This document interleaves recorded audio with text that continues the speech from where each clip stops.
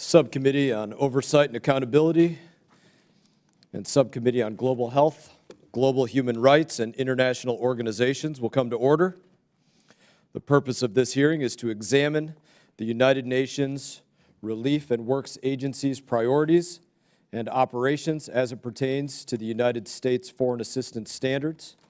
And I now recognize myself for an opening statement. This hearing is entitled UNRWA Exposed, Examining the Agency's Mission and Failures. This hearing will take a closer look into the United Nations Relief and Works Agency for Palestine Refugees, or UNRWA, and address serious concerns raised regarding the UN agency and its policies funded by the American taxpayer. The world was horrified when the Hamas terrorists, with the support of other Palestinian men, women, and children, raided houses, kibbutz, schools, concerts, and kindergartens to kill, capture, rape, or torture any Jew that they could find on October 7th.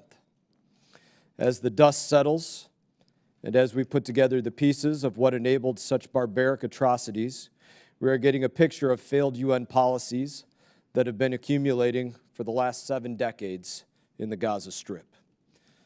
I want to pause for a moment and say that thankfully, at least in part, it appears that the Biden administration has realized the folly of funding UNRWA. I'm concerned the administration is playing a shell game with us, however. While the Biden administration announced on January 26th that it would return to President Trump's policy of not funding UNRWA for a period of time, it does appear as though they may have waited to make this announcement until after they allowed for a disbursement of tens of millions of dollars to go out to UNRWA on or before January 24th. And if that's the case, it should be considered outrageous. Let me be clear that we are examining UNRWA because the agency directly and indirectly supported Hamas and other terrorist organizations in multiple different ways. First of all, UNRWA takes the talking points from Hamas and broadcasts them to the world. When all of the so-called journalists took the lie that Israel bombed the Al-Ali hospital, UNRWA, an official UN agency, pulled the casualty number from the Hamas-run Gaza Health Ministry. In fact, to this day, UNRWA continues to parrot the numbers put out by the Hamas affiliates without taking a single grain of salt on who puts them out in the first place. Second, wherever you see UNRWA facilities, including schools in Gaza, you are almost guaranteed to find tunnels, rocket launchers, and weapon storages. During Israel's incursion into Gaza, Israel Defense Forces uncovered a variety of rifles and ammunition hidden underneath UNRWA institutions. If you think those are just a coincidence, this brings me to another point. UNRWA employees are actively involved in calling to wipe out the only Jewish homeland on earth. We've seen footage and evidence of UNRWA teachers and staff praising and celebrating the October 7th attack on social media, referring to the attack as an unforgettable, glorious morning and a splendid sight. We read reports that at least 12 UNRWA employees directly participated in the attack. Let me say that one more time. We read reports that at least 12 UNRWA employees directly participated in the attack. In fact, intelligence reports indicate that as many as 10% of UNRWA workers have direct links to Hamas and Palestinian Islamic jihadists. While all of these are taking place, what does UNRWA not do? You can go to UNRWA's very active X, formerly known as Twitter, and find little to no mention of Hamas. Not a single word of Hamas stealing U.S. taxpayer-funded food, medicine, or fuel. Not a single statement to condemn Hamas for the hostages it continues to hold. Not a single mention of how Hamas has created the devastating situation for the people of Gaza. It is clear that UNRWA would never use its platform to speak out against Hamas because it is in cahoots with Hamas.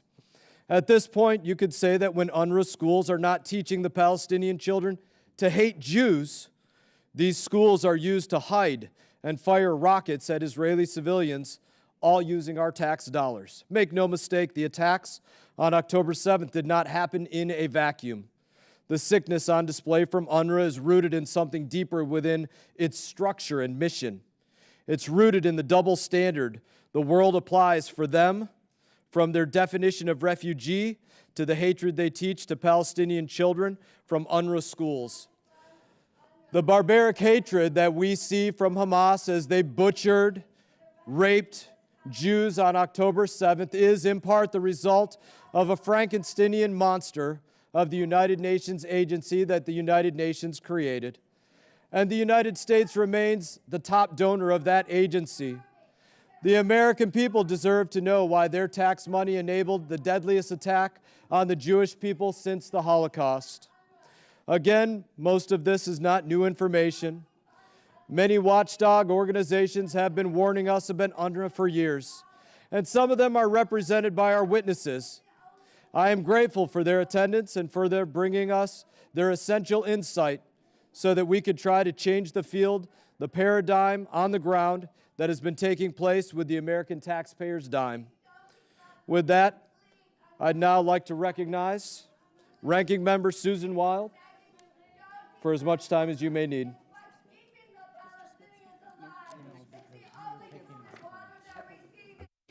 Thank you very much, Mr. Chairman. The developments that we have learned about in the past few days are horrific. The fact that 12 UNRWA employees out of 13,000 staff members in Gaza were implicated in the October 7th massacres is deeply disturbing, and it only underscores the already clear need for reform. But the question we face right now is, how do we ensure that the innocent civilian population of Gaza that is facing famine does not pay an even steeper price in human life because of the actions of 12 horrific individuals and their actions? We know that for the civilian population in Gaza, UNRWA services have been a lifeline, regardless of what one thinks about UNRWA, its mission, or the many well-documented examples of its dysfunction. The facts on the ground right now are indisputable. It is the only entity on the ground with the systems and the personnel and the capacity to deliver what little relief there is for the people of Gaza. We're talking about shelters for more than 1 million people, emergency food delivery, and urgently needed health services. We know that 87% of the Gaza population is now estimated to rely on UNRWA services. But having said that, we also know that the events of the past days have created an unprecedented crisis of credibility for UNRWA. And we have to recognize that. It serves as a potent reminder of the entrenched and long-standing flaws of both the organization's functioning and its mandate. And I do believe that the administration was absolutely correct in pausing the funding. And I keep in mind, please, that it's not just the United States that has done this, but a number of other countries as well. But we have to have oversight, and we have to be vigilant. In short, what I believe is that we have to see a change in UNRWA that reflects the gravity of what took place. Over the medium term, the need for major organizational reform is clear. We have to prioritize reorganizing and restructuring aid for Palestinians in a way that better serves the needs of the innocent civilian people, but that also makes sure that the safety and security of the citizens of Israel is not affected, is not jeopardized by the fact that we are funding this humanitarian aid. And so I don't have a perfect answer. I am hoping that as I sit here listening to the testimony and listening to the members, that we will hear some constructive solutions free of politics that really will address this very important need for reform that we have, but that at the same time is cognizant of the fact that there are innocent civilians that are suffering, that are facing famine, and who unfortunately have Hamas as their government. And with that, I will yield back and just say that I hope we can all come together and find some sort of meaningful and constructive solutions for this. Thank you. Thank you, Ranking Member Wild. The chair now recognizes the chairman of the Subcommittee on Global Health, Global Human Rights, and International Organizations, the Congressman from New Jersey, Mr. Smith, for his opening statement. Thank you very much, Chairman Mast. First of all, let me thank you that we are doing this joint hearing, bringing further focus and hopefully resolution, some resolution, the beginning of resolutions to this horrific problem. Public pressure motivated by explosive new evidence that UNRWA employees were directly involved in the October 7th Hamas terrorist attack on Israel. The Biden administration last Friday, as we know, announced that it was, quote, temporarily paused additional funding for UNRWA while it reviews the evidence. With all due respect to the president, this was a long overdue response.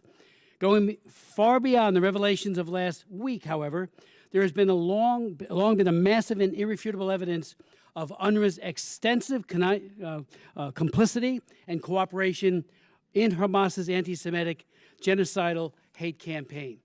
Like the Nazis before them, Hamas and their chief terrorism sponsor, Iran, they are committing genocide against the Jews.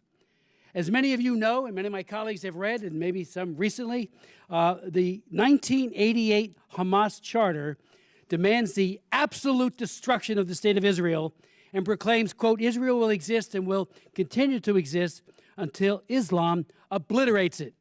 Article 7 of the Hamas Charter demands the slaughter of all Jews. Quote, the day of judgment will not come until Muslims fight Jews and kill them. Then the Jews will hide behind rocks and trees, and the rocks and trees will cry out, O Muslim, there is a Jew hiding behind me. Come and kill him, close quote. Article 13 of the 1988 Charter of Hamas explicitly rejects initiatives for peace and reconciliation and states, quote, initiatives and so-called peaceful solutions and international conferences are in contradiction to the principle of the Islamic resistance movement. In its 2017 charter, building on the first one, Hamas reiterates its goal of wiping Israel off the face of the earth and says, quote, there is no alternative to a fully sovereign Palestinian state on the entire national Palestinian soil, with Jerusalem as its capital, close quote. In 2018, President Trump suspended all U.S. funding to UNRWA, and they survived without the 30% of their budget the U.S. typically provides. But tragically, in 2021, the Biden administration resumed lavish support from UNRWA without reform. The U.S. government has donated more than $1 billion to UNRWA since 2021. In fiscal year 2022, U.S. taxpayers gave UNRWA $364 million. In 23, $344 million. And in fiscal year 24, the U.S. is on track to provide $371 million. But the administration has failed to provide clarity about how much of this funding is affected by the pause announced on January 26th. Yesterday, joined by Chairman Mast and Chairman Wilson, we introduced H.R. 7122, legislation to prohibit our government from making any voluntary or involuntary contributions to UNRWA. A good deal of the evidence of UNRWA's involvement with Hamas and other terrorist groups, as well as educating children towards terrorism, that is, poisoning their minds, has been presented publicly at hearings, including 2 that I have chaired during the last 8 months. Those 2 hearings, one was on June 22nd and a second on November 8th. And we heard from some of the witnesses, including Hillel Neuer, who is here today. And the information is absolutely devastating. How these children from the earliest days of their lives are trained in hate for Jews and for Americans. Now we've heard how UNRWA's textbooks, curricula, summer camps, and official media are all infamous incubators of hate. And we've seen the evidence of its teachers' administration's involvement with Hamas. They don't make their case, as you can see. The hatred coming out of that particular man is So sad. UNRWA, the UN Relief Works Agency, was set up, as we know, in 1949 to provide aid to relief to refugees. 75 years later, it's still going, which is absurd in a way, since nearby Arab nations will not permit the former to integrate into their societies. UNRWA provides education in hatred of Jews for the vastly expanded number of children, grandchildren, and great-grandchildren of the original refugees. UNRWA's textbooks, and I've had meeting after meeting on this, including hearings, where we've actually read through the textbooks, filled to overflowing with anti-Semitic hatred. This is all, this is serious. Aspects of its anti-Semitism is so twisted, I won't describe all of them here, but they talk about martyrdom, suicide bombers to children. A new report by the UN Watch, carefully documents, quote, how UNRWA teachers in a 300-member UNRWA staff Telegram group cheered and celebrated Hamas's October 7th massacre, while at the same time they were asking about their salaries. When are they going to get paid?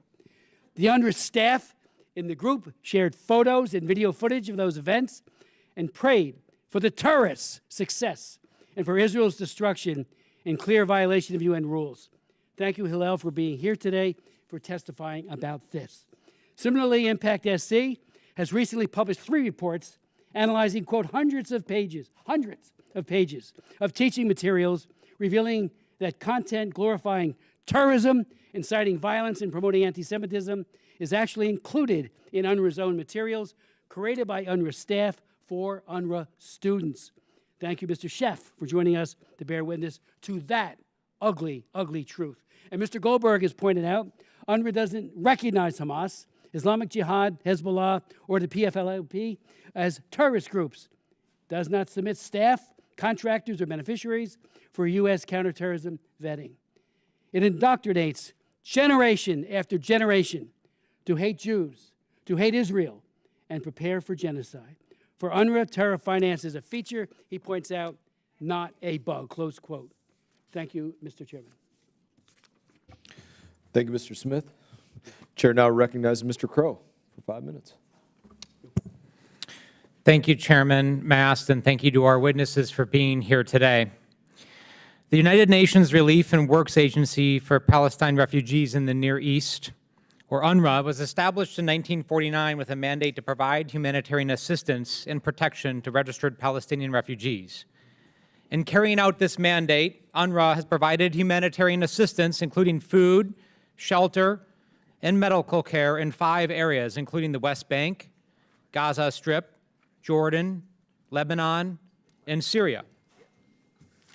Thousands of UNRWA staff continue to go to work today amid very dangerous conditions to provide medical care, drive trucks, distribute aid, and play an essential coordinating role with aid organizations like the World Food Program and Israeli security authorities.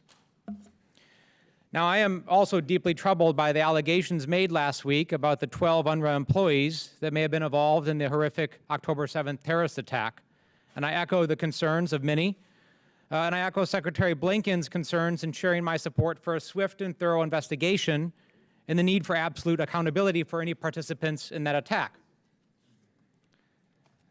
But we also have to understand that humanitarian aid in conflict zones must continue. And it's difficult under the best of circumstances. And we know that conditions in Gaza are far from that.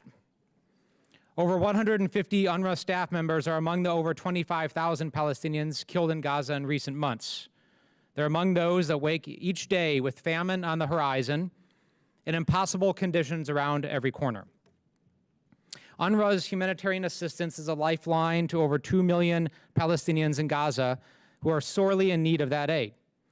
And this is an organization largely reliant on voluntary contributions and financial peril from month to month, and one already facing a financial shortfall of hundreds of millions of dollars. It is also a lifeline to 3 million Palestinians living in Jordan, Lebanon, and Syria. So if aid is cut or UNRWA is abandoned without a replacement or a different organization to fill that role, security in the region is further imperiled. And the burdens are then shifted onto other regional actors, including some of our allies. The complexity of this situation cannot be overstated. But my experience in combat zones and my understanding of our nation's 20 years of war in the Middle East have made it clear to me that conditions in which people are starving, fearful, or hopeless do not breed peace, and they will not bring security to Israel or to the broader region. People's basic needs must be met. So I have very deep concerns about the shift in funding and the halting of funding. I have very real concerns about the security impact and the moral implications if we do not find quickly a way to resume some funding and allow that aid to move forward expeditiously. The horrifying and inexcusable actions of roughly a dozen people should not speak for the over 13,000 UNRWA employees in Gaza alone. It is possible to acknowledge the life-saving nature of assistance that UNRWA provides and the importance of ensuring that humanitarian assistance reaches the people of Gaza without diversion or misuse by Hamas or other nefarious actors.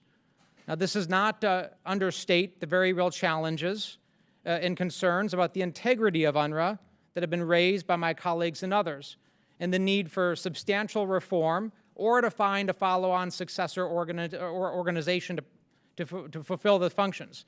What I'm trying to say here is that these needs and these functions must continue, whether it's under UNRWA or some other organization, and that all of our collective interests and security are undermined if we do not do that. And that has both short-term and long-term implications. So let's have a discussion today about how we achieve that, what the very real concerns that we all have, how they should be met, and how we can get that done in everyone's interests. Because, let me finish with this, we cannot stop the delivery of aid in the support of an organization that is essential to the livelihood of about 2 million Palestinian people. And I will continue to be a vocal advocate to make sure that we figure out a way forward here. Thank you, and I yield back. Thank you, Ranking Member Crow. I now ask unanimous consent that the following members be allowed to sit on the dais and participate in today's hearing. The gentleman from North Carolina, Mr. Murphy. Without objection, so ordered. I'm now going to recognize Ranking Member Smith for the introduction of our panel today. Mr. Smith, you're recognized. Thank you very much. And let me first begin with our first witness, Richard Goldberg, who is a senior advisor at the Foundation for the Defense of Democracies. He previously served as Deputy Chief of Staff and Senior Foreign Policy Advisor to former U.S. Senator Mark Kirk, who not only was our Chief Counsel once on this committee, went on to become a distinguished U.S. Senator. He also Chief of Staff for the Illinois Governor, Bruce Rauner, and Director for Countering Iranian Terrorism Weapons of Mass Destruction on the White House National Security Council. He was sanctioned personally by Iran in 2020. Next, we'll hear from Marcus Schiff, who is the CEO of the Institute for Monitoring Peace and Cultural Tolerance in School Education, or IMPACT SE, a research and policy nonprofit that analyzes textbooks employing standards on peace and tolerance as derived from UNESCO's declarations and resolutions, and presents recommendations to governments, ministries of education, and to policymakers. Then we'll hear from Hillel Neuer, who is the Executive Director of UN Watch, a human rights NGO in Geneva, Switzerland. He's an international lawyer, writer, acclaimed speaker, human rights activist, and matter of fact, since 2009, Mr. Neuer has headed a coalition of 25 human rights groups as chair of the annual Geneva Summit for Human Rights and Democracy, a renowned international gathering that provides a global platform for courageous pro-democracy dissidents from around the world. And lastly, but certainly not least, we welcome Ms. Laura Rudman, who is the James R. Schlesinger Distinguished Professor at the Miller Center at the University of Virginia, and welcome her and her testimony and expertise to the committee. So if we could go to Mr. Goldberg as our first witness. Thank you, Ranking Member Smith. I think you meant Mara. I think I had the wrong one on my paper as well. But we now recognize Mr. Goldberg for his opening statement. Mr. Chairman, ranking members, all members of the committees, thank you so much for holding this very important hearing at this time. I have worked on oversight of our foreign assistance, including to UNRWA, for about 20 years now. And let me just tell you something. UNRWA is a horror show that is decades in the making, co-produced by the United States taxpayer. A lot of people woke up and read the Wall Street Journal or other reports and were shocked to hear that 12 employees of UNRWA participated in the October 7th massacre, that 10% or more of its staff in Gaza may be affiliated with terrorist organizations, and even more of them have some family members that are affiliates as well. I wasn't shocked. Many members of this committee who have worked on UNRWA reform for years weren't shocked. Terrorism support and subsidy for UNRWA is a feature, not a bug. The organization is built from its core mission, its mandate, to indoctrinate generation after generation to hate Jews, to destroy Israel, to be ready to manifest themselves as those that will come to wipe the Jews into the Mediterranean Sea to fulfill the mission that was outlined in 1948 by Arab armies, never fulfilled, but UNRWA established back then with a mandate to have the political manifestation, the political warfare arm, to get ready to fulfill that military mission.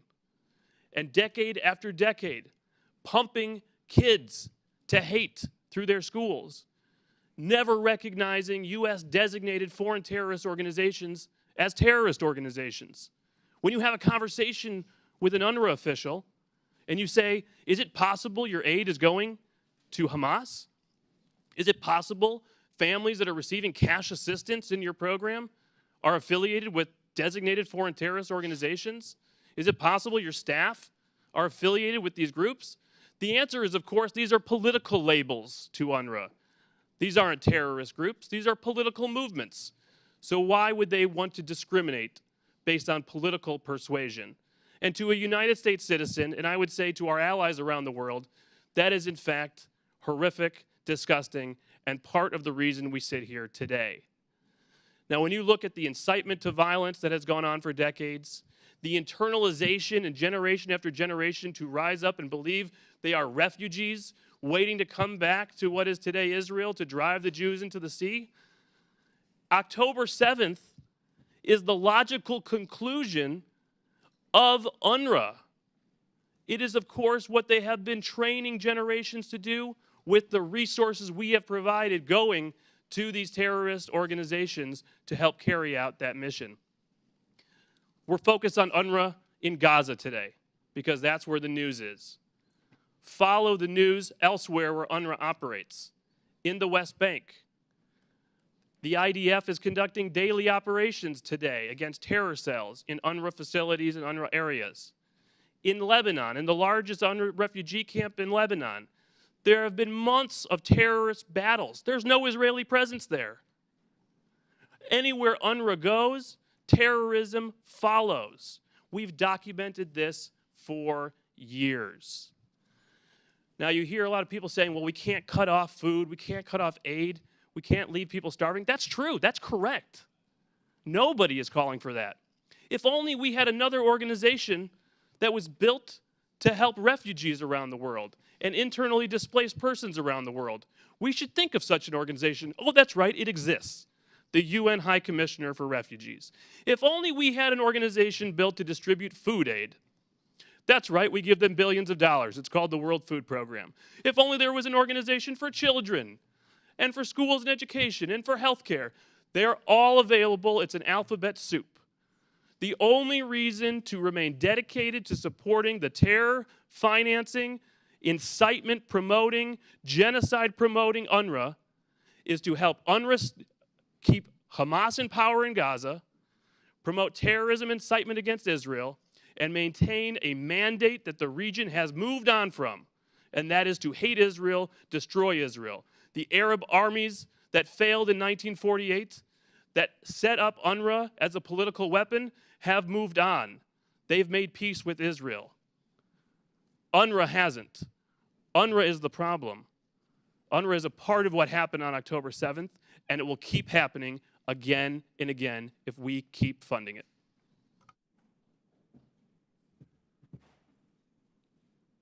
I want to thank you, Mr. Goldberg. Chair now recognizes Mr. Sheff for his opening statement. Chairman Smith, Chairman Mast, Ranking Member Wild, Ranking Member Crow, members of committee, thank you. On October the 7th, terrorists breached Gaza's border with Israel. The result was catastrophic. They raped children, women, and men, burned families alive, beheaded, and murdered. They abducted babies and the elderly. 132 are still being held in dungeons in Gaza. And we know that UNRWA Gentlemen will employees... suspend for a moment.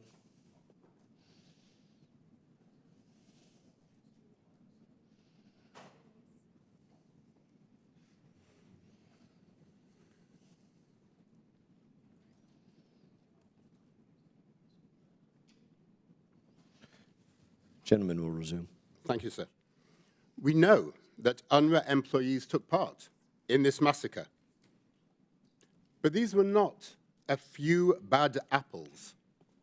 Rather, the institutional barrel is rotten. How do we know? We know by researching UNRWA's educational infrastructure. In it, textbooks teach that Jews are liars and fraudsters who spread corruption, which will lead to their annihilation. Students are taught about cutting the necks of the enemy, that a fiery massacre of Jews on a bus is celebrated as a barbecue party, that Dalal Mughrabi, who murdered 38 people and 13 children, is a role model. UNRWA educates that dying is preferable to living, that becoming a martyr will be rewarded in heaven. First graders are taught the alphabet by learning the words for attack and martyr. And fourth graders are taught addition by counting martyrs. These are just a handful of examples of incitement which runs like a thread, a strategy, throughout the Palestinian curriculum which is taught in UNRWA schools. And our research shows the same violent, jihadi educational materials are created on a large institutional level by UNRWA staff.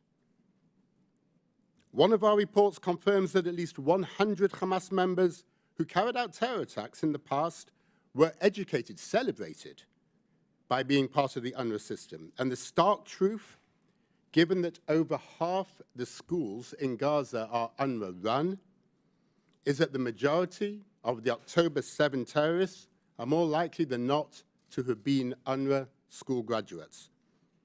And make no mistake, the terrorist barbarity is cheered by UNRWA teachers. Another of our reports reveals dozens celebrated the massacre on social media. These extremist views go way beyond a handful of individuals. Rather, they are endemic to the institution. UNRWA staff are previously found to be extremists, from school principal Suhail al-Hindi of Hamas's Politburo to convicted terrorist Saeed Siam, 23 years, an UNRWA teacher. And Impact SC has warned for years about the consequences of this hate education. And I ask you, what can UNRWA possibly offer the next generation of Palestinians? Poisonous textbooks, taught too often by extremist teachers? Quite simply, UNRWA is not fit for purpose. But there is an alternative. Elsewhere in the region, the UAE has produced a curriculum that is centered around peace, tolerance, and acceptance of the other. Saudi Arabia has removed practically all the anti-Semitism and violent jihad from its textbooks. Israeli textbooks center peacemaking and feature a Palestinian narrative. Moroccan textbooks embrace Jews, the Amazigh, and they empower girls. Egypt is reforming its textbook system comprehensively. In other words, we look at the region and extremist UNRWA schools stand increasingly alone. It has chosen to teach conflict and violence over hope and over peace. But it is a path we can no longer afford to walk down. One thing is clear. If we want to prevent the next massacre, if we want to dream of peace, then UNRWA can play no further part in Palestinian education. There are alternatives. Thank you. Thank you, Mr. Schiff. I now recognize Mr. Newer for his opening statement. Chairman, ranking members, members of the committee, thank you for inviting me to testify today. For years, we've been told by UNRWA and its supporters that the agency performs life-saving work and that its teachers offer Palestinian students an education that promotes human rights, tolerance, equality, and non-discrimination. Today, more than ever before, and I mean literally today, in light of the bombshell news reports in yesterday's Wall Street Journal, Reuters, and elsewhere, we now know this has been a lie. From these and other revelations of the past few days, we know that in Gaza, at least 12 UNRWA employees personally participated in the massacre of October 7th, which involved the murder of 1,200 Israelis, along with mass rape, torture, and mutilation. Secretary of State Blinken said yesterday, these intelligence reports are highly, highly credible. The world also learned yesterday that 1,200 UNRWA employees in Gaza are part of Hamas or Islamic Jihad, meaning actual operatives within the political and military organizations. Finally, an estimated 6,000 UNRWA employees, being half of the workforce in Gaza, have close family members in these terrorist organizations. Now, UNRWA's top donors, the United States, Germany, Britain, Canada, and many others, have just announced they're freezing funds. Now, accordingly, I've come here from Geneva to bring before the Congress our case against UNRWA. I've come here to ask the Congress of the United States, which is the largest donor to UNRWA at over $300 million a year, to not just suspend, but to end the funding for good, and to take the lead in dissolving an organization that is riddled with incitement to hate, involvement in terrorism, and the perpetuation of war. Members of the committee will find all of the evidence that I present here on our website at unwatch.org under the case against UNRWA. Now, on Friday, Secretary General Guterres announced that he was, quote, horrified to learn that members of his UNRWA staff were implicated in terrorism. Members of the committee, I'm here to bear witness and testify that Secretary General Guterres, the head of UNRWA, Philippe Lazzarini, their predecessors, their senior colleagues, could not possibly have been shocked that UNRWA employees are implicated in terrorism. Because for the past 9 years, and Chairman Smith knows this very well because he's been on this issue and he's invited me to testify, we've been uncovering, publishing, and submitting to the UN, to UNRWA, evidence of widespread and systematic incitement to jihadi terrorism, the praise of Nazi leader Adolf Hitler, calls to slaughter Jews on the part of UNRWA teachers, school principals, and other employees. These reports range from 10 to 200 pages. For example, just in November, we sent a report on 20 teachers who celebrated the October 7th massacre. In March, together with Impact SE, we identified 133 UNRWA teachers and staff who promoted hate and violence on social media.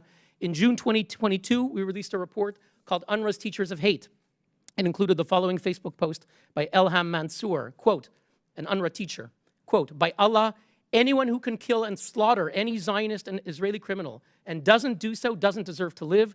Kill them and pursue them everywhere. They are the greatest enemy. All Israel deserves is death. This is an UNRWA teacher statement on Facebook. We sent it to the UN. They did nothing. We sent them reports in 2021, 2019, 2017, 2015, numerous reports. They never contacted us for information. They refused our repeated written requests to meet to discuss the problem. They cannot say they didn't know. Mr. Guterres knew. The head of the UNRWA knew. The United Nations knew. They simply chose not to act. But it's much worse than that. From the beginning, their response to our reports was to attack us for doing the work they failed to do. If we look at Christopher Gunnis, the longtime UNRWA spokesman, he's now come back as a surrogate, giving interviews on Al Jazeera. He said on Twitter the following in response to our reports, quote, appeal to journalists, please don't turn UN Watch baseless allegations about anti-Semitism into a he said, she said story. It's a non-story. Quote, UN Watch makes a fool of itself again, credibility dead in the water. Will anyone believe them again? Quote, he's interested to find out more about UN Watch's political and financial affiliations since its establishment. Can anyone advise? This was their response to smear the messenger. They are not interested in finding out the root problem of incitement to terrorism. In June 2022, when they had to suspend 6 out of 10 of their employees under pressure from the US, UNRWA Deputy Commissioner General Lenny Stensteth, who's now the Director General of the Norwegian Foreign Ministry, She informed donor states and put it on her website that, quote, the real intent of UN Watch, my organization, is, quote, to destroy and not build, and to invite conflict, not build a lasting peace. Now, the US and other donors have asked UNRWA to investigate and to ensure accountability. I can tell you for a decade, UNRWA has shown itself to be unwilling, unable, and unfit. Today, I wish to present our new report called UNRWA's Terrorgram, which I've handed to each of the members, and it's on our website, unwatch.org. In this report, we document a Telegram chat group of over 3,000 UNRWA teachers in Gaza that is replete with messages, photos, and videos cheering and celebrating the massacre of October 7th. It includes, for example, Safa Mohammed al-Najjar on the morning of October 7th. She's an UNRWA teacher of computers in Gaza, an administrator of this Telegram group. She celebrated the massacre, posting videos. She praised the Hamas Mujahideen, the holy warriors, as they massacred, mutilated, and raped Israelis. UNRWA English teacher Abdallah Mejez shared a message from Hamas urging Gazans to stay put, to ignore Israeli messages, asking them to evacuate for their safety, effectively doing the work of Hamas to ask Gazans to be human shields. This is an UNRWA teacher. Abdul Karim Mejer, in our report, an elementary school teacher, celebrated the Hamas terrorists, saying, quote, may Allah keep their feet steady and guide their aim. When a group member wondered what these heroes, the terrorists, as they're perpetrating the massacre, what they were brought up on, Mejer replied, they imbibed jihad and resistance with their mother's milk.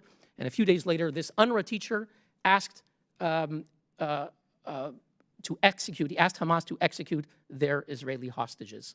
When Stefan Dujarric, the UN spokesman, was asked about our information, he replied on January 11th, quote, I mean, UN Watch, they have a track record, and I think from our end it speaks for itself. He tried to disparage us. Just to conclude, we have massive incitement to terrorism. Prominent people have said bad apples. It's a few bad apples. We're talking about 1,200 who belong to the organization, 3,000 in this group, 6,000 whose family members belong to it. This is not a problem of bad apples. It's rotten to the core. We've talked about incitement. We've talked about acts of actual violence. And finally, let's get to the core problem. And with that, I conclude. The core problem of UNRWA, the very purpose of the agency, is to perpetuate the war of 1948, to send the message to Palestinians that the war of 1948 is not over. Don't use cement to build homes, hospitals, and schools here in Gaza. Use it to build hundreds of miles of terror tunnels, to tunnel into Israel, to invade Israel, to go back to what your homes are. That is the message of UNRWA. We should not be surprised what happened on October 7th, because that is the message that these Palestinians got for more than 70 years in UNRWA schools. UNRWA is a failure. We have to recognize what the Swiss Foreign Minister Ignazio Cassis said. This is a country historically that supports the UN. He said the following, I quote, UNRWA has become part of the problem. It supplies the ammunition to continue the conflict. By supporting UNRWA, we keep the conflict alive. It's a perverse logic. And I'm here to say, if the United States and other governments that fund UNRWA truly care about helping Palestinians and Israelis, it's time to put an end to this perverse logic. We're asking the Congress to take the lead in dissolving this agency. Thank you very much. Thank you, Mr. Neuer. I now recognize Ms. Rudman for her opening statement. Thank you. And I thank Microphone, ma'am. Thank you. And I thank the subcommittee chairs and ranking. If you could speak member. into it just a little bit more, I think Doing my everybody will hear best. you better. Thank you. I'd like to thank you and the ranking member and Subcommittee Chair Smith, members of the committee, for the opportunity to appear before you. I have warm memories of my service on this committee staff as legal counsel under Chair Lee Hamilton. So much of how I learned to approach U.S. foreign policy and the important oversight responsibilities of this committee, I attribute to the tutelage of Lee Hamilton. Of course, I alone am responsible for my statement here today. In my written testimony, I discuss, first, the U.S. national security interests at stake in this topic. Second, Palestinian basic needs historically, particularly in Gaza, and why meeting them is intrinsic to Israeli security and regional security and stability. And third, why I continue to see a case for U.S. support for UNRWA and or other UN entities with appropriate oversight and related pauses where necessary until and unless alternatives are created. Such support is critical for serving U.S. national security interests and sustainable security for the State of Israel. In my brief time with you now, I want to highlight 5 key points. Number 1, I am not here to defend UNRWA, which has many shortcomings, well documented, including here today. So let's start with its most immediate failures. We've talked about those. They fired 12 staff who, based on reporting and the strength and rapidity, I would say, of the U.S. pause as well on funding, were clearly operatives who participated in the barbaric ISIS-like Hamas attack on Israelis. And there are allegations that more of the 13,000 Palestinians on UNRWA's payroll may be affiliated in some way with the Hamas movement. In my experience working with Israeli military, Palestinian leaders, and UN officials, I found some in UNRWA leadership to tend toward the sanctimonious, too often painting only in black and white, when the reality was much more often a continuum between the two. And in so doing, they rarely acknowledged faults or shortcomings within their own organization. This has rendered them on occasion blind and often blinkered in their outlook. 2, UNRWA's mission is unique, and it is critical to Israel's security and regional stability. UNRWA is mandated to provide assistance and protection specifically to some 5.4 million registered refugees, as has been pointed out, in Gaza, the West Bank, Jordan, Lebanon, and Syria. UNRWA's mandate includes providing education, healthcare, social services to its target population, as well as employment and direct relief. There is no other organization right now, it's not WFP, not UNHCR, that is set up to be able to take the reins tomorrow and fulfill this. UNRWA employs 13,000 Palestinians in Gaza. It's the single largest employer in Gaza. It runs the only public school system in Gaza. A majority of the 2 million Palestinians in Gaza depended on UNRWA assistance before October 7th. For the services UNRWA provides to a desperate population, there is no substitute at this time. It does not mean that there are opportunities to create ways forward. But in terms of what they're doing right now, there is no substitute. And they are providing for the most basic needs, number 3, the most basic needs of Palestinians, which is part and parcel of providing for security for the state of Israel. Having 2 million famished, increasingly desperate people, long treated as expendable by de facto Hamas rulers, with no ability to move and limited ability to provide for themselves and their families within walking distance of southern Israel, threatens Israeli security and stability. Palestinians who are food secure and able to sustain themselves and their families, and have a political horizon that will one day realistically offer a better future for their children, alongside a state of Israel, are Palestinians less likely to be drawn to or be forced to serve terrorist forces such as Hamas. Number 4, Israeli military officials long have been committed to getting humanitarian assistance into Gaza. Israeli military officials. I know from the countless hours I spent with them on the details, they prioritized doing so because they saw it as directly serving Israeli security interests. They worked closely with UNRWA leaders and other UN officials to devise the most effective and secure means for executing these aims. They did so appreciating that there was risk involved, but they saw far greater risk to their country and to their security if goods were not able to flow, and they knew these UN entities were vital actors to ensure provision of such services in Gaza in particular. 5, U.S. aid to UNRWA is key to meeting basic needs of Palestinians, particularly in Gaza, and thus critical to Israel's security and to U.S. security.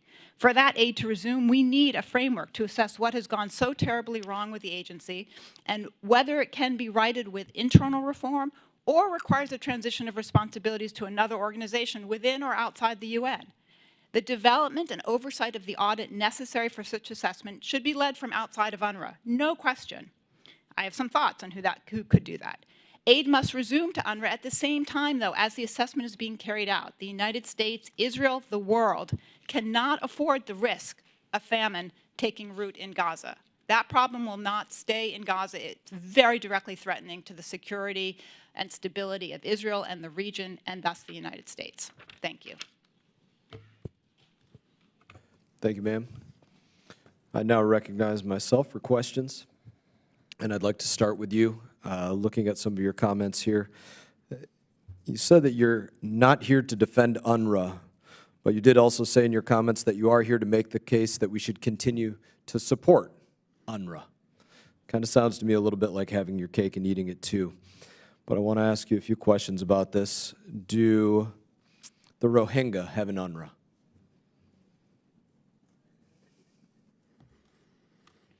I believe I stated, sir, that UNRWA is a unique agency with a unique mission, and also that it's So not no UNRWA for replaceable at this Rohingya? time. No UNRWA for Rohingya? None? Ma'am, no UNRWA for Rohingya? Sir, as I said, UNRWA is unique. No UNRWA for Sudanese? That would imply, by an organization being unique, that there is not a similar organization elsewhere in the world. So none other for the refugees. Sudanese either, correct? You've worked in this field, I'm sorry, none for the sir. Sudanese? I'm doing my best to answer your question, which I believe Thanks. I'm doing. Yeah, none for the Sudanese either. So I'd like to know, from your opinion, what percent or number of UNRWA employees do you believe are Hamas or support Hamas? I don't have the basis for making that assessment. I read the same press reports that I'm sure you've read that talk about a percentage within UNRWA that is roughly around the same percentage as estimated in the Palestinian population at large in Gaza, so between 10 and 15%.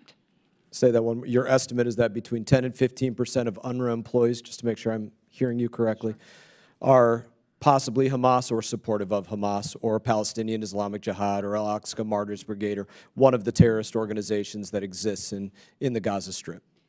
What I am saying, sir, is that press reports have indicated that the percentages of UNRWA staff that may be affiliated in some way with Hamas are roughly similar to the percentages in the general population that are thought to be affiliated, so between 10 and 15%. But I want to be clear Do you look at that and that say, I'm relying on that's press out of this reports. world, that's crazy, no way, not a chance? Or do you look at it and say, seems like it might be a reasonable estimate? I believe if they employ 13,000 people in the population of the single biggest employer, it would not be surprising if the percentages are roughly that of the general population. Thank you. As you're here to make the case for continued support for UNRWA, per your statement, what would you need to see to say, this is a threshold, this has gone too far, there can no longer be support for UNRWA? Would it be if UNRWA fired 100 people? If they said 100 people, we have the evidence these individuals took part in the attack, would that to you reach the threshold of saying, all right, I'm no longer here to support UNRWA? I'm here, sir, to look at what's in the best interest of U.S. national security, which was my teaching under the former chair of this committee, and what's in the best interest of Israel's security. And I believe that is finding some function, some way of providing for the most basic needs of Palestinians. So 100 people confirmed working for Hamas as a part of UNRWA for you would not be a threshold for cutting ties with UNRWA? So for me, what would be a threshold is finding a suitable framework that can be put in place both to evaluate UNRWA and to be able to go forward with other means of providing aid at the same time. So there's no threshold for bad behavior? The threshold is U.S. national security interests and concerns for me, sir. No threshold for bad behavior, though? Same answer applies. So none. And I think this is concerning because I heard this in remarks from my colleagues. You were invited here as the Democrat witness of choice. They chose for you to be the person that they requested to be here. And again, in your remarks, you say that you're here to make the case for continued support of UNRWA. And I think this is what we're going to continue to see, very likely from the administration, is this case that there is no threshold for bad behavior. It doesn't matter if it's one individual that was a part of Hamas or one of these other terrorist organizations, or 100 that were a part of them that took part in the attacks, or there's 100 right now that are participating in holding hostages. Doesn't matter. No threshold for bad behavior. This is some sacrosanct entity that just simply must continue no matter what. And that can't be the case that we have moving forward. I will not show support for that, especially, as I said in my opening statement, I think that we have a shell game going on from the administration right now where they're saying that they're cutting off the funding, pausing the funding for UNRWA, but in fact, they waited until just after they allowed tens of millions of dollars to be released to UNRWA, and then now they are saying they're going to pause funding for UNRWA. Absolute shell game, in my opinion. In that, I'm now going to yield time to Ranking Member Crow for as many questions as he needs to ask. Thank you, Chairman. Well, first of all, we need to just clear the air here. You mischaracterized our witness's testimony repeatedly and tried to put words into her mouth. She did not say at any point that there's no threshold for bad behavior. In fact, she specifically answered your question about what the criteria and the framework should be, and that is centering our national security and our interests, centering Israel's security and interests, as well as the rights and dignity of the Palestinian people. Those should be the measures and the gauges. And frankly, I will push back on the notion that she answered in the manner in which you characterized her answer. Did you want to yield to me, or? Yeah, I'll yield to you. Yeah, I did very specifically ask her to clarify. Are you saying that there is no threshold? I asked the question. Are you Yeah, saying and she answered what her threshold was. She gave a very clear answer to that. no threshold for bad behavior, No, she provided the framework for what her threshold was. which was no threshold? Because it wasn't your answer, you kept going after her. I asked for, I don't want to take up your time, it's yours, but I did ask if there's no threshold for bad behavior. And she answered very clearly. Without So, any- Ms. Rudman, I will reclaim my time if that's fine for you, Chairman. Absolutely. All right. What I also heard you say, Ms. Rudman, is that you have no allegiance or loyalty to UNRWA, the organization, right? Just like me, right? I have no allegiance and loyalty to any one organization. I'm not going to sit here and defend UNRWA, nor should I, and I have very real concerns. What I have an allegiance and loyalty to is the mission, right? The services that are being provided by this entity. And that is your concern as well. So what I want to do is get beyond the point where people just criticize, because the problem with policy right now is we're very long on criticism. People roll in here and they're very long on criticism and they're very short on solutions. So I'd like to take a moment to talk about solutions, right? And you made a very clear point that despite the very real concerns about UNRWA, they are the only game in town on some very key points. That right now there's no other entity that exists that provides the scope of services that UNRWA provides to the Palestinian people. So could you explain for us for a moment, given your vast experience in this area and the substantial time that you've spent personally in Gaza, how we would go about identifying those core services and transitioning them either to existing organizations that currently don't provide those services, or to create a new entity that would still do it. Because at the end of the day, there are very important things that need to happen, right? And services that need to be provided. So how do we get there? Thank you, Representative Crow, for your comments and for the question. I think that the most basic needs, I'm going to put, though I recognize for this panel, education is a primary focus. I would focus first on food and water and electricity, understanding and appreciating the importance of education as well. And so I would look at the structures inside Gaza, the staffing and the employees. As we've talked about, UNRWA has many more than, they have the whole infrastructure inside. So how do you replicate that? That would require figuring out whether it's UNHCR. I think less likely. UNDP is quite active in Gaza, but again, not anywhere near the numbers. World Food Program that handles distribution and goods going in and out, but not with, again, staff on the ground to carry out the delivery of these means. There are ways you might be able to divide the responsibilities among and between, but you're still going to need screening mechanisms, auditing mechanisms, things to ensure that what has happened with UNRWA and their staff is not replicated elsewhere. What I can tell you is that the Israeli military, recognizing absolutely the importance of getting goods into Gaza, does not want to be, ought not to be, for a variety of reasons, in Gaza responsible for distribution of that food. They're quite active on the crossing points at, and have been historically, again, pre-October 7th, at Nir Oz and at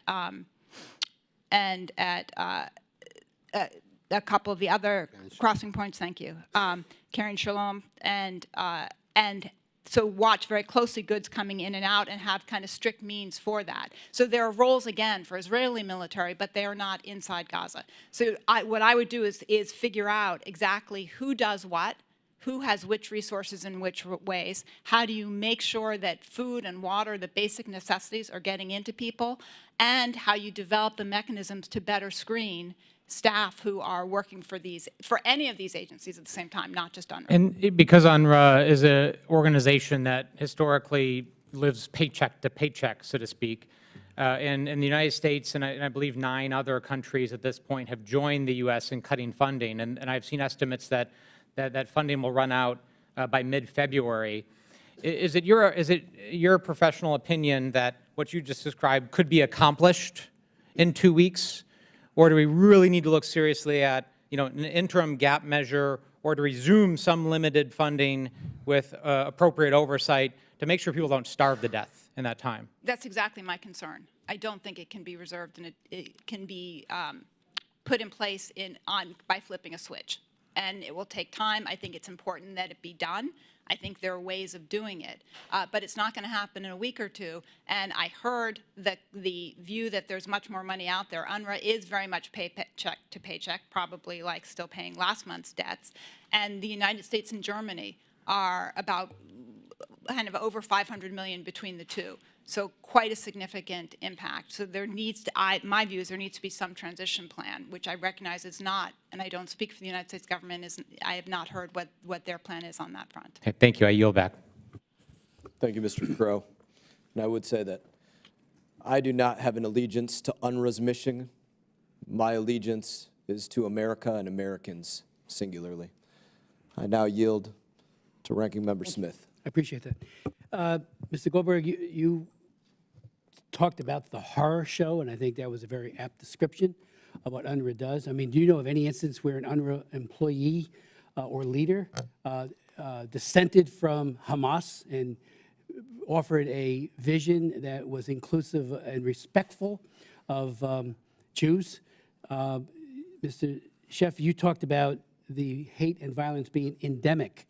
When I was growing up, I remember 8 or 9 years old, I saw the musical by Rodgers and Hammerstein called South Pacific, and there was one song that as a young kid caught my attention, and I've thought of it ever since, and all of my human rights work, and I do a lot of it, because it talked about hate. 2 of the paragraphs, 2 of the song, you've got to be taught to hate and fear, you've got to be taught from year to year. It's got to be drummed into your dear little ear. You've got to be carefully taught. You've got to be taught before it's too late, before you are 6 or 7 or 8, to hate all the people your ancestors, relatives hate. You've got to be carefully taught. In my opinion, and I've been at this, I served with Lee Hamilton, I've been raising UNRWA issues for decades. We've given them, as a U.S. government, $7 billion years to date. And we get crickets back. We get false reform that never happens. There's no transparency. And unfortunately, it has gotten worse over the years. And we've seen the results. One generation of young people after another who wants to kill Jewish people, who hate Jewish people, have an absolute ugly caricature of who Jewish people and Jewish kids and adults actually are, and dream of the day when they are all killed. I mean, is there anybody in an UNRWA camp or in an UNRWA school that dissents from the Hamas Charter of 1988 and stands up and say, that charter is an outrage when you talk about human rights? Do they? I don't see them doing it. If they do, what happens to them? Ms. Hillel, you talked about bombshell revelations. None of this is a bombshell to you or me and others who've been following this. I've met with the UNRWA board over the years. They always have a nice, slick presentation that sounds like, wow, what are we talking about? They know better than us. And yes, I understand why the Israelis, as a matter of necessity, would have to do some kind of accommodation. What else are they going to do? When the entire international community, including the United States, are all on board of saying this is the means to the end. I believe that the people in Gaza do need to get food, clothing, shelter, and their children need an education that is free of anti-Semitic hate. That's what they deserve. This brainwashing, frankly, in my opinion, is child abuse of these kids. You wonder why they're filled with all this hate. They're taught year and year and year and year. And so if you want to comment on that as well. I do believe we need a new platform. I don't know if the UNHCR or any of those, maybe, necessity is the mother of invention. This has to be the pivot point, what has happened with UNRWA now. And the international community, including the Biden administration, and if he gets another term or whoever follows, has to say enough is enough. Otherwise, this will be happening again. A couple of years, we'll have another instance like this, and we'll have more kids toting AK-47s and rocket grenade launchers and other means of violence who are killing innocent people. As you said, Mr. Chef, about the burning bus. You see that bus burning, and they're celebrating. I mean, that is disgusting on steroids. And I do hope you would speak to what might be a follow-on group. But to say we're going to go right back to UNRWA, and we're going to go right back to the same teachers who have been inculcating this hate-filled agenda, which is poisoning those kids. Those kids need, we see it with child soldiers in Uganda. Remember all those years? I've worked on all of that too. These kids needed to be deprogrammed and find a way out of the hate that they have been that has been inculcated into their hearts, minds, and souls. In this case, by their teachers. So if you could speak to that, Sure. Mr. Chef or Mr. Booth. Go ahead. Sure. I've never heard that musical reference before. Extremely apposite, and thank you so much for that. Yes, textbooks are uniquely authoritative, especially in the MENA region, in the Middle East, where you get one book, one grade, one subject, and they carry the values, the identities that leaders wish to pass down to the next generation, for good or for bad. This is how we create the societies of the future that we want to see, through these textbooks, through education. And of course, for bad, we know that one of the first things that Hitler did when he came to power was change the textbooks. And there he was in 1939 with enough young people who would join the Einsatzgruppen and commit those terrible acts they committed. And textbooks were used then for good by the Germans after the war in order to de-radicalize that society. They are incredibly powerful. And yes, Palestinian children deserve a set of textbooks which is filled with ideas of peace and tolerance, with those UNESCO standards. And this is not rocket science, by the way. This has been done time and time and time again. These textbooks can be changed in a matter of weeks. They look like this. What you're looking at here is a Palestinian textbook. This one actually has a picture of Dalal Mughrabi, the terrorist I was telling you about before, which is taught in Palestinian Authority schools, which is taught in UNRWA schools, and was taught in Hamas schools. It's a magazine. All you need to do is switch the PDF, put in material which is better than Dalal Mughrabi, material which can inspire young people rather than teach them to be terrorists. Weeks. That is how long it can take in order to change this school curriculum. So we're talking about what can we do in the future. Again, this can be done really simply. Those schools in Gaza can have a new school curriculum which is filled with these ideas of peace and tolerance. And by the way, it needs to be the Palestinian Authority as well, because they are producing this. UNRWA is teaching the textbooks which the Palestinian Authority created, as well, of course, as UNRWA creating its own material. So let us insist on this. Let us demand this. Futures absolutely rely on changing these textbooks. Thank you, sir. Thank you, Mr. Chef. Mr. Smith. Just one very brief follow-up. Sure. I remember in June of 2021, UNRWA was pressured into removing their Gaza director after he gave an interview that Hamas and others condemned. Could you perhaps, you could give us a little background on what happened there? Thank you, Mr. Chairman. That episode is actually a very telling episode. There was a war between Israel and Hamas in May of 2021, and afterwards, the UNRWA Gaza director, Matthias Schmel, a German national, was interviewed on Israeli TV, and he was asked whether the Israeli strikes against Hamas were precise. And he said, yes, they were very precise.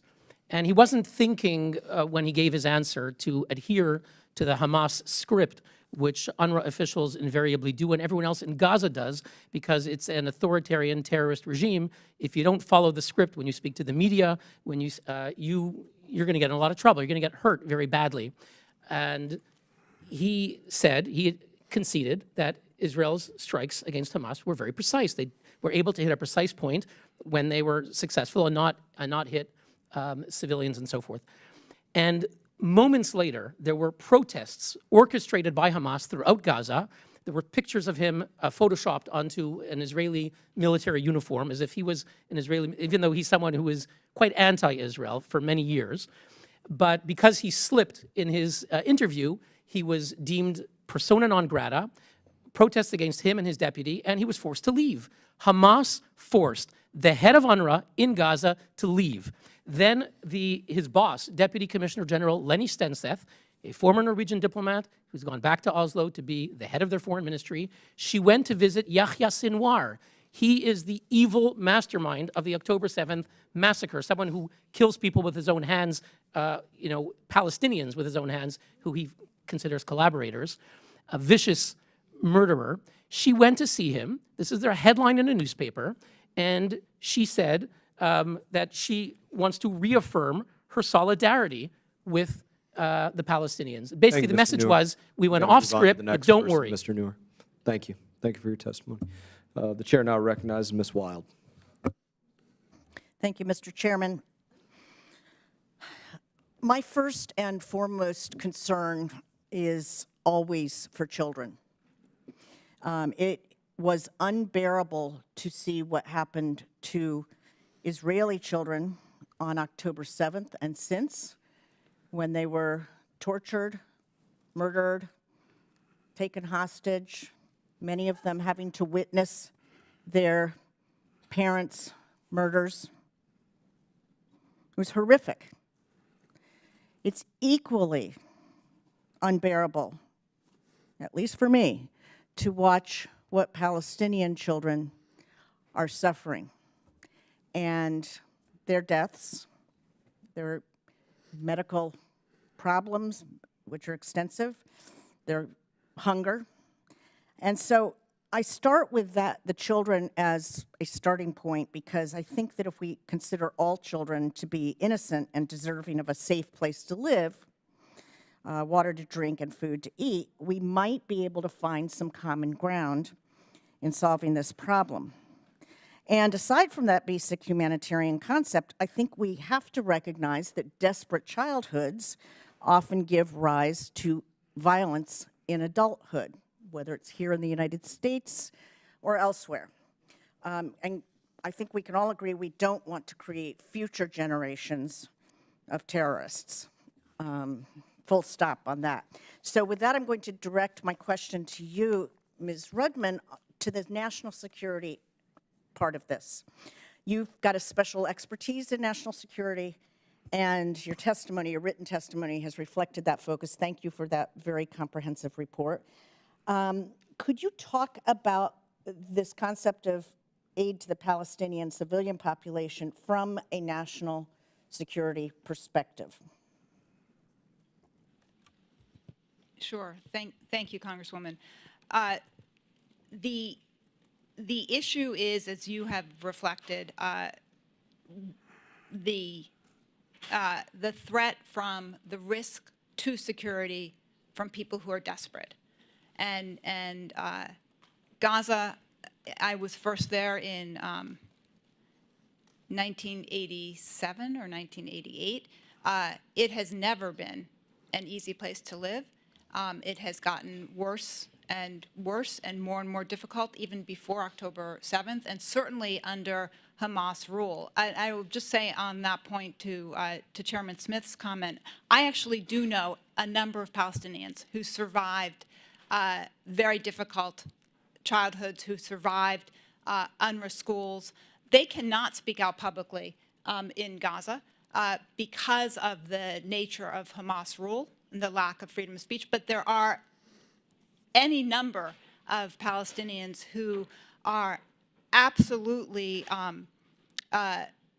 concerned about both their future, their children's future. Those who could left, and are living other places, also under very difficult circumstances. But there are any number of people who can be reached with their basic needs being taken care of, while they cannot do it themselves, who want jobs, who want futures, and it's in our national security interest to find a way, and Israel, I believe, has repeatedly made the calculation that it's in their security interest as well, to ensure that basic needs are covered for people who, and let's just be clear, these are people who, it is a small area from Israel itself. Gaza is maybe twice the size of Washington, D.C., but with no entrance or exit.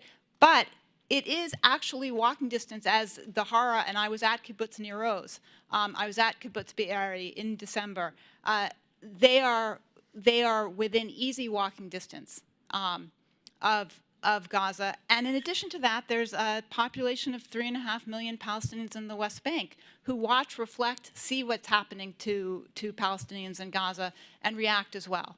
And so on the relative scale of what it costs the United States, and I don't make light of what $300 million is, that's a significant amount of money.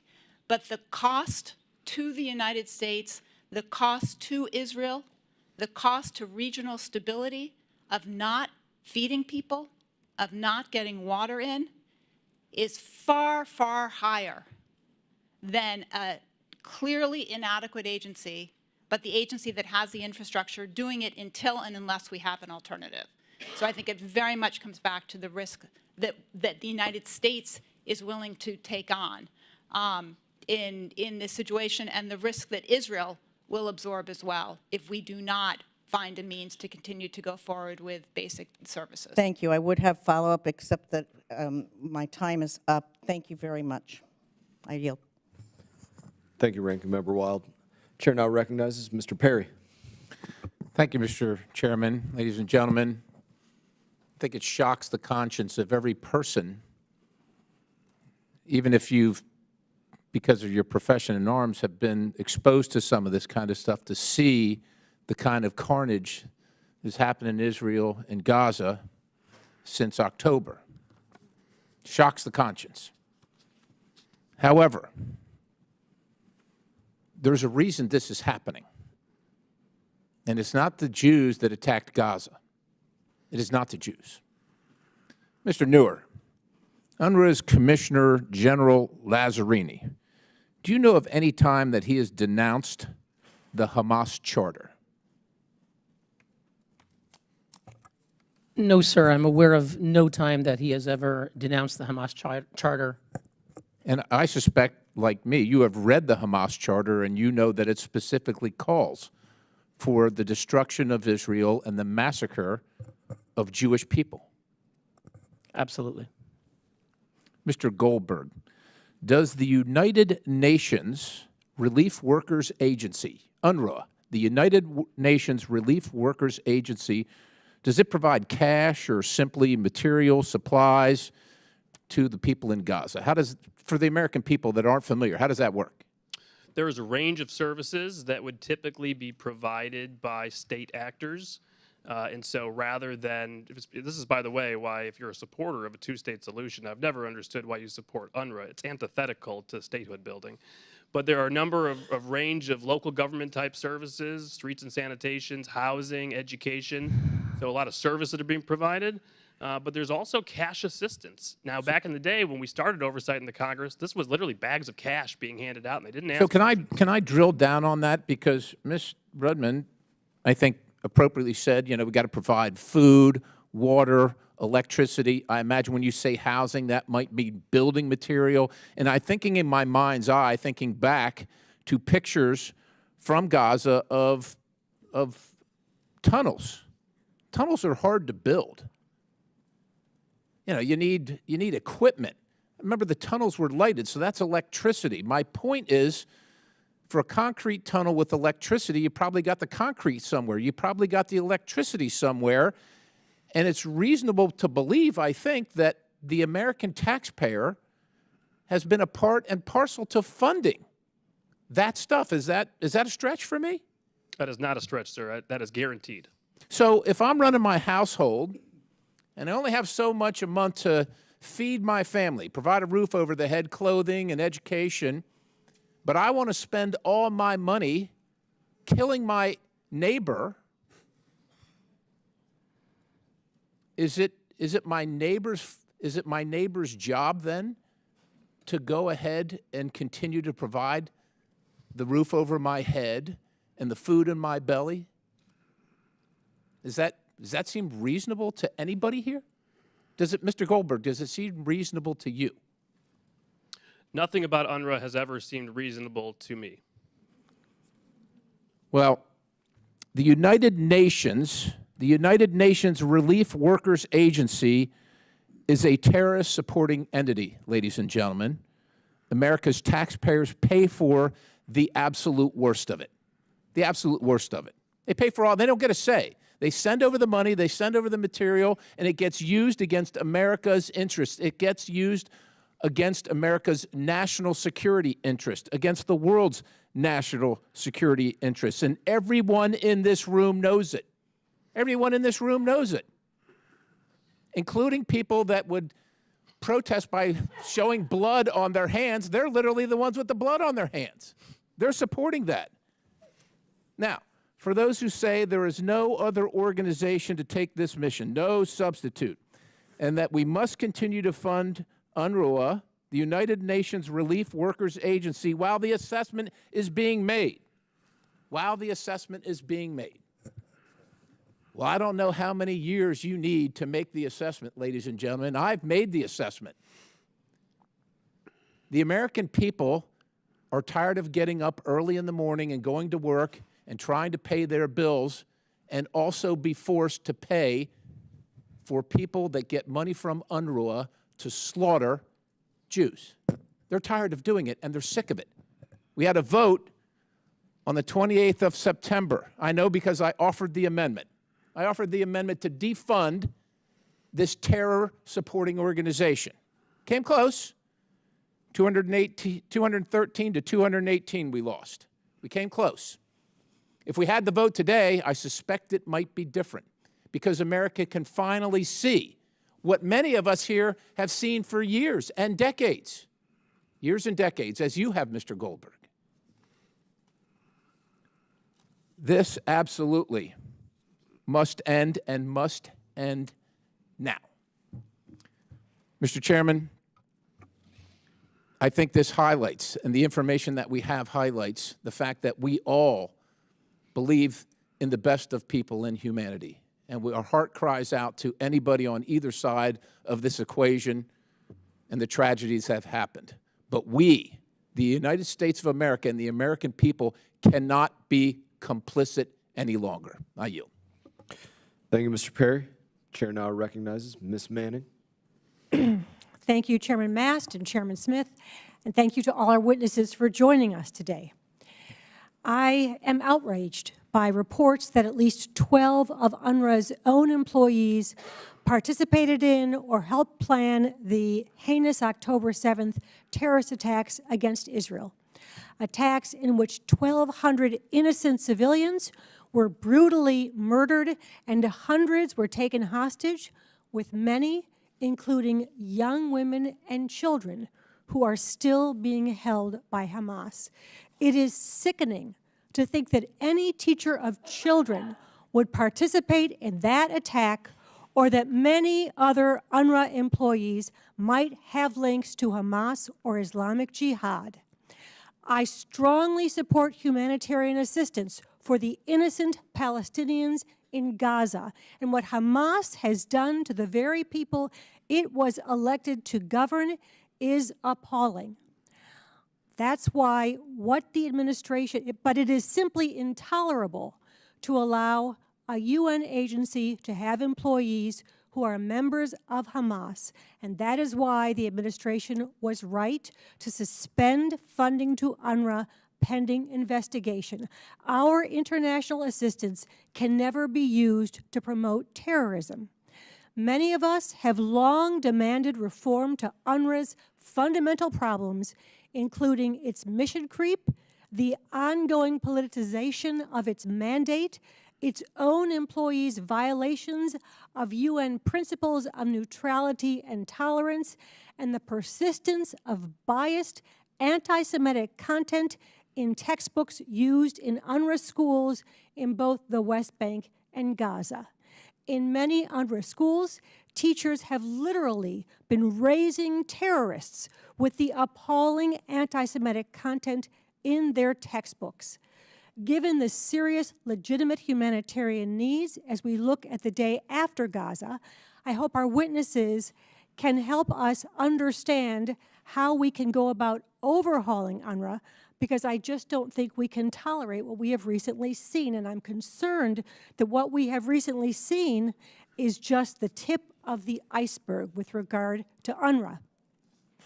Mr. Goldberg, according to its website, the UN High Commission on Refugees protects refugees and works with governments and partners to find long-term solutions so they can find a safe place to call home, and that includes integration into the host community or resettlement into integration in a third country, and helping them access livelihoods so they can live with greater independence and contribute to their communities. In other words, the UNHRC helps refugees build new lives.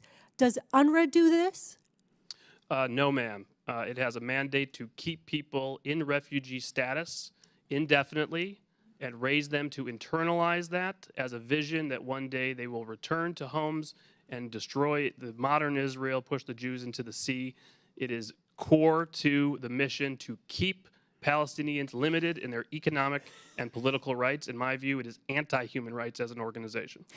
And in the day after this conflict is resolved, if the international community were to establish a new mechanism to serve the same population in Gaza, how would or should its workforce and its mandate be different from UNRWA's current workforce and mandate? It's a great question, ma'am, and that's actually where the focus of our attention should be. If we all can agree on the premise that UNRWA is done, and now we're moving on to what comes next, now we can actually have a policy discussion, which is very important. UN High Commissioner for Refugees can play a role. There are other places in the world where conflict breaks out, where we have IDPs. UNHCR moves in very quickly. By the way, they did that in Syria, where UNRWA was operating and UNRWA couldn't operate anymore. UNHCR came in and took over a lot of responsibilities. We have the World Food Program, we have UNICEF, we have other organizations, but also, if we get to a place where Hamas is finally out of control of Gaza, where we get to a place where we have reform in the Palestinian Authority, at some point we also have to talk about moving this out of a multilateral system into a bilateral aid program with true oversight, metrics for success. How are you moving people to economic success, political prosperity, openness, et cetera? If you're just looking at handing a check over to an organization that just keeps people in despair, you're going to get more people in despair. You're going to get the terrorism you don't want. Thank you. I have many more questions, but unfortunately my time has expired. Thank you, Ms. Manning. Chair now recognizes Mr. Mills.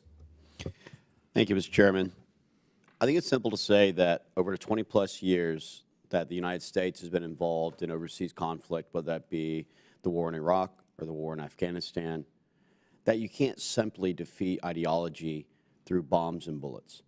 This is something that is taught. This is something that is trained, and that is why even after the Russians fell in Afghanistan, it was such a big element for us to want to fight towards education of our children, because it's very proven through many studies that children are not born with hate, they are taught hate. And so I agree with many of our panelists on the ideas that the first thing that we have to do is root out the hatred in these curriculums and textbooks that are actually intentionally looking at breeding the next generation of terrorists.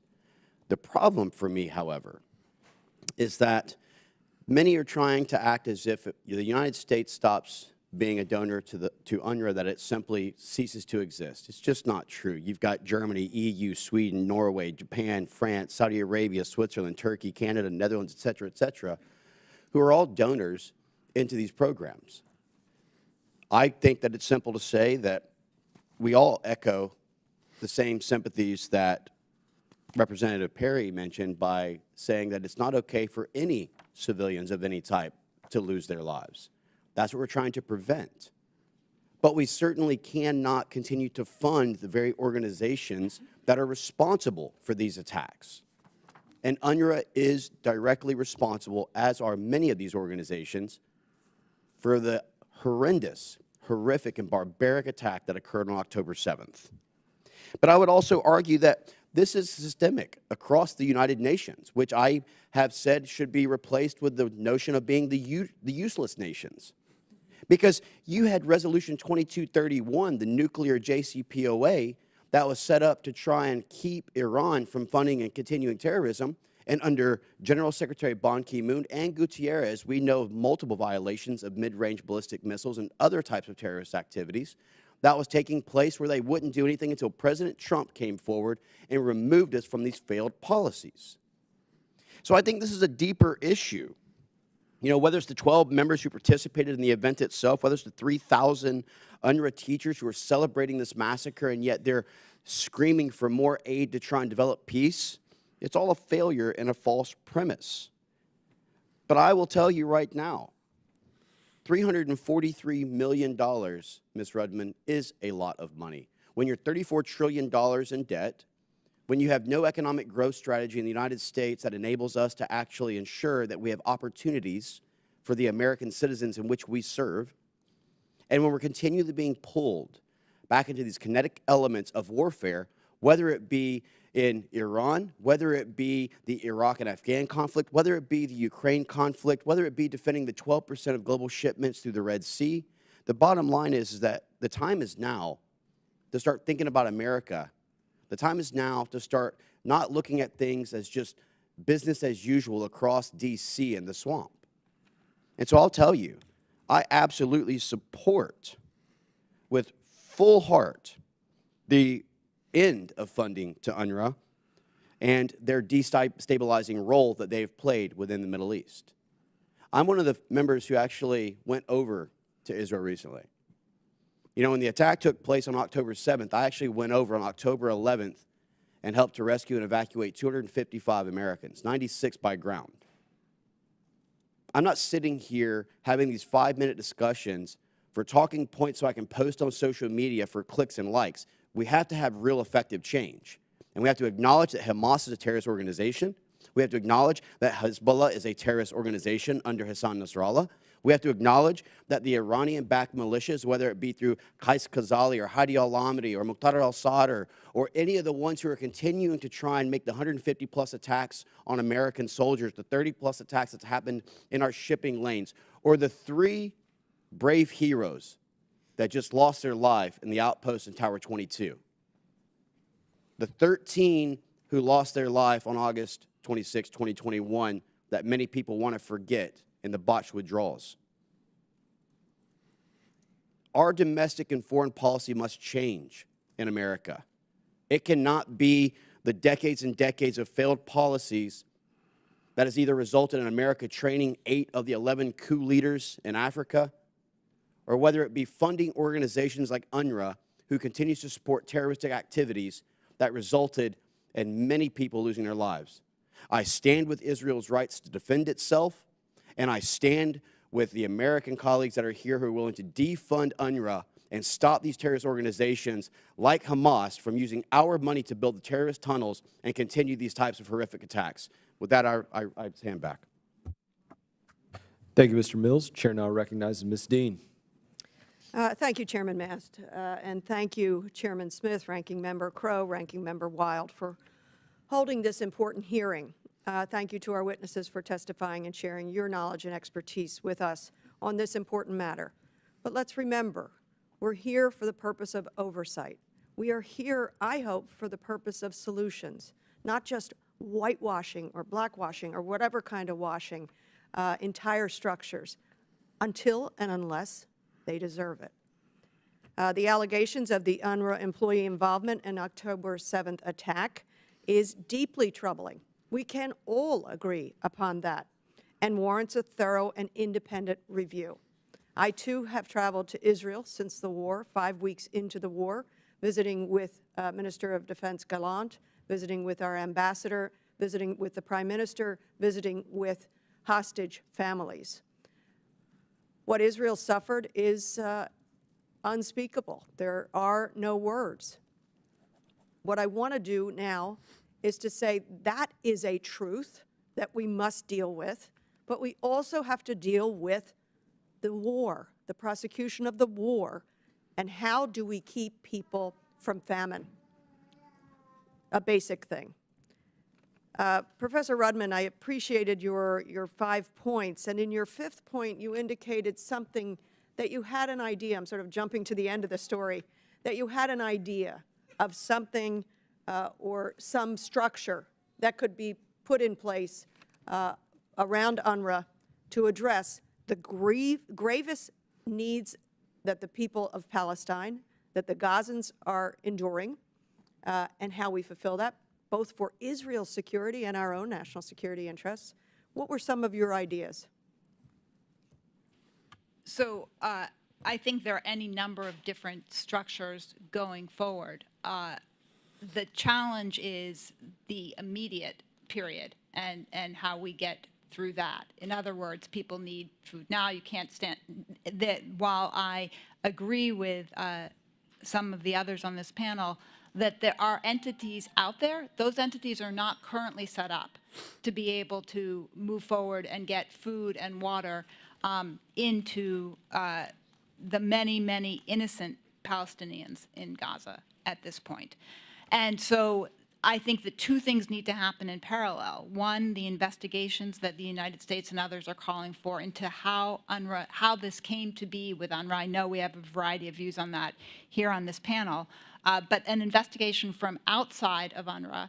I think that the United States and Germany are 2 logical countries as the 2 biggest donors by some degree to UNRWA to carry out that kind of investigation. I think you could also go to former leaders of various UN entities. I think there's a leader of UNHCR who's quite familiar with what's been going on with aspects on the ground from his prior experience. I would like to get his insights on how things could run, what we could set up and in which ways. But the challenge is you have an immediate issue. Well, that's that what I you want need to ask address. you. If I agree with the pause based on the reporting, but if the pause of funding to UNRWA is sustained, this abrupt pause is sustained, what is the outcome in Gaza?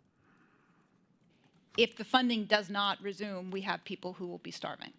And it's because it's not just us. There's a number of countries that have followed the United States lead on this. I understand that.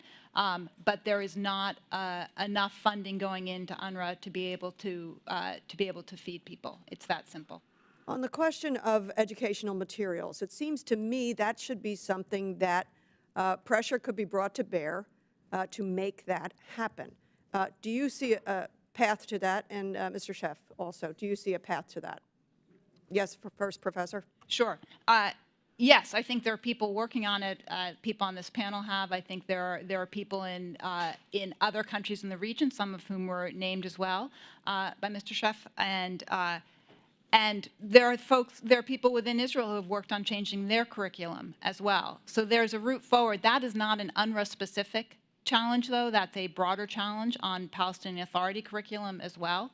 I also know, you met with our ambassador, you know, he's very committed as well to addressing this. So there are routes forward to doing that. And I just put food and water as the more immediate pressure, but I understand the need to address this as well. And Mr. Sheff, if you'll indulge me just a few more seconds, Mr. Sheff, what's the prospect of cleaning up the educational materials? Sure. So very briefly then, it's a matter of will. It's as simple as that. This is not complicated.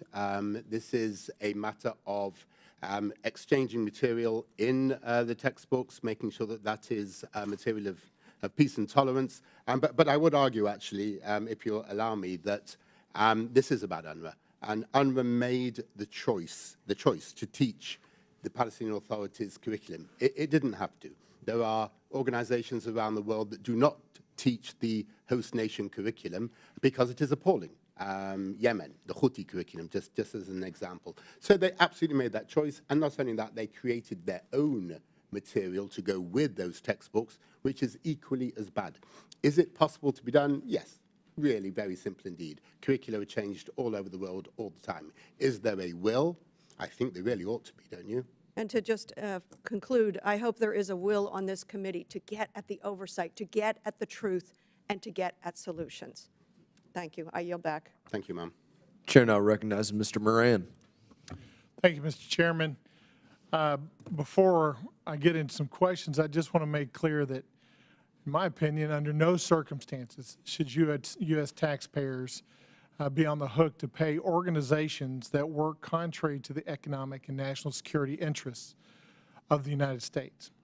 UNRWA seems to be doing just that, and that is highly unfortunate, and we need to take a continued close look at this. Most notably in connection with recent events in Israel, UNRWA has a history of perpetuating the problem through indoctrination of children to hate Jews, instigate violence, hate the West, and in latest reports, even hiring persons linked to the Hamas terrorist attack in Israel. It's totally unacceptable. Mr. Goldberg, I want to ask you a couple of questions in regard to that. I thought I understood Ms. Rudman to say that there's other organizations that exist, but none of them really are equipped to do this work that UNRWA is doing. Is that the case, or are there other private organizations outside of UN control that can do substantially similar items and complete the same mission that UNRWA purports to do now? It is 100% false. How do I know that? This isn't the first time we've had a conflict in the world where we had to move quick funding for humanitarian support. The UN moves at our direction. UN agencies move at our direction and the money. Follow the money. Follow into conflict. We move very quickly when we want to set up relief for people in need when there is crisis in the world. We have done that for decades. There are organizations that exist. I have heard this argument now repeatedly from members of the committee. UNRWA is indispensable. What's the alternative? If we cut it off, we're going to just have horrific suffering and loss. Well, let me take that logical argument to the next level, because this is really important. Hamas runs the health ministry in Gaza. Hamas runs the utilities in Gaza. Hamas runs the Ministry of Tourism and Trade and Economy in Gaza. My goodness, we have no alternative to Hamas, I guess. Hamas should stay. Is that the logical conclusion? Would any of those members say, we want Hamas to stay in charge of Gaza? What's the alternative? No. So why would you make that case for the United Nations Hamas Relief and Works Agency? I agree with you, Mr. Goldberg. In fact, I find it ironic that we're sitting here talking about supporting an organization that purports to support the plight of refugees when oftentimes they're the ones that are causing a lot of the suffering, or at least contributing to the cause of the suffering by supporting organizations like Hamas. And I noticed that when we talk about how UNRWA selects its employees, they do some background checks, but those checks don't include checks that would exclude Hamas-connected individuals. Is that true? Correct. If you look at their statement and the agreement we have with UNRWA, they reference United Nations sanctions lists, not U.S. designated foreign terrorist organizations, and certainly not the U.S. intelligence community. Yeah, and I think that I hope that all of us on this committee would agree that when we look at what happened on October the 7th and subsequent to that, and the plight of the refugees in this region, the cause, the proximate cause, the single cause of that is Hamas and the hatred behind Hamas's attacks. Would you agree with that as well? Yes, sir. So what's preventing the United States from redirecting the $300+ million that's presently going to UNRWA to another organization that has no ties to terrorism, no ties to Hamas, that could accomplish much of this same thing? Political will. That's what I thought. Wouldn't it be better if we actually had the political will to turn away from entities and organizations like UNRWA that embrace organizations like Hamas, and for the United States to say, no, there is a better, more strategic pathway that we can take, and that is to support organizations that can accomplish the mission and are strategically aligned with our friends and allies, and frankly, with just morality itself. Would you agree with that? Yes, sir. Are you aware of any circumstances prior to the most recent firing of 12 employees, any of you on the panel, in which UNRWA employees have been removed from their position after publicly or privately making anti-Semitic statements or giving support to Hamas? Is anybody aware of any of that? Go ahead, sir. I'm not aware of a single case, and we've talked about hundreds, where we've talked about UNRWA teachers, school principals inciting to jihadi terrorism and the slaughter of Jews. I'm not aware of one case that UNRWA has communicated to us where they have fired that individual. I do recall one case of a headmaster of an UNRWA school who was moonlighting as an Islamic Jihad commander. He was removed by an Israeli airstrike. Well, that's one successful removal. Do any of you have any analysis on how the curriculum for these children, when UNRWA goes in to educate children in these areas, how's that curriculum developed? And one of my big questions is there any part of the educational curriculum or programming that is overtly pro-American or pro-Israeli that teaches the benefits of democracy? So, really important question. The curriculum is developed in Ramallah. It is developed by the Palestinian Authority. And, you had this moment, actually, between 2014 and 2016, when the Middle East, the MENA region, started looking at its school curricula. And that is when the United Arab Emirates, when Morocco, when other countries, and Egypt, other countries started making these decisions about the need to take out the hate, to take out the incitement, to create better societies of the future. And this has been rolled out over years. And now, as I said before, there are really exemplary school curricula in the MENA region. The Palestinian Authority decided to go entirely in the opposite direction. Between 2014 and 2016, it spent an enormous amount of time and effort and money creating a curriculum that was even worse than the one that came before. Any ideas of peacemaking were entirely removed, and what was left was a curriculum centered on jihad, centered on young people sacrificing themselves, centered on anti-Semitism, centered on hate. And that is a curriculum which UNRWA, a neutral United Nations organization, adopted as is, without changing a line, a jot, a tittle of the school curriculum. And just to make sure it got rammed home, they created their own supplementary material to go with it. So it comes from the Palestinian Authority. UNRWA adopted this, and I need to say this again. It didn't need to. It's supposed to be best practice to teach the host curriculum. There's no best practice about this curriculum, and organizations all over the world make sure that they do not teach hate. UNRWA made a choice, a decision to teach hate in its schools in Gaza and in the West Bank, and it is continuing to this day in the West Bank. We can stop this, and we need to stop this. Thank you for your comments. I know my time's out. In conclusion, I'll just say UNRWA is not a new organization. It's not a fledgling organization. It's been around for a long time. These are not negligent mistakes. These are intentional acts. We need to walk away from this organization. Thank you. I yield back. Thank you, Mr. Moran. Now I recognize Mr. Schneider.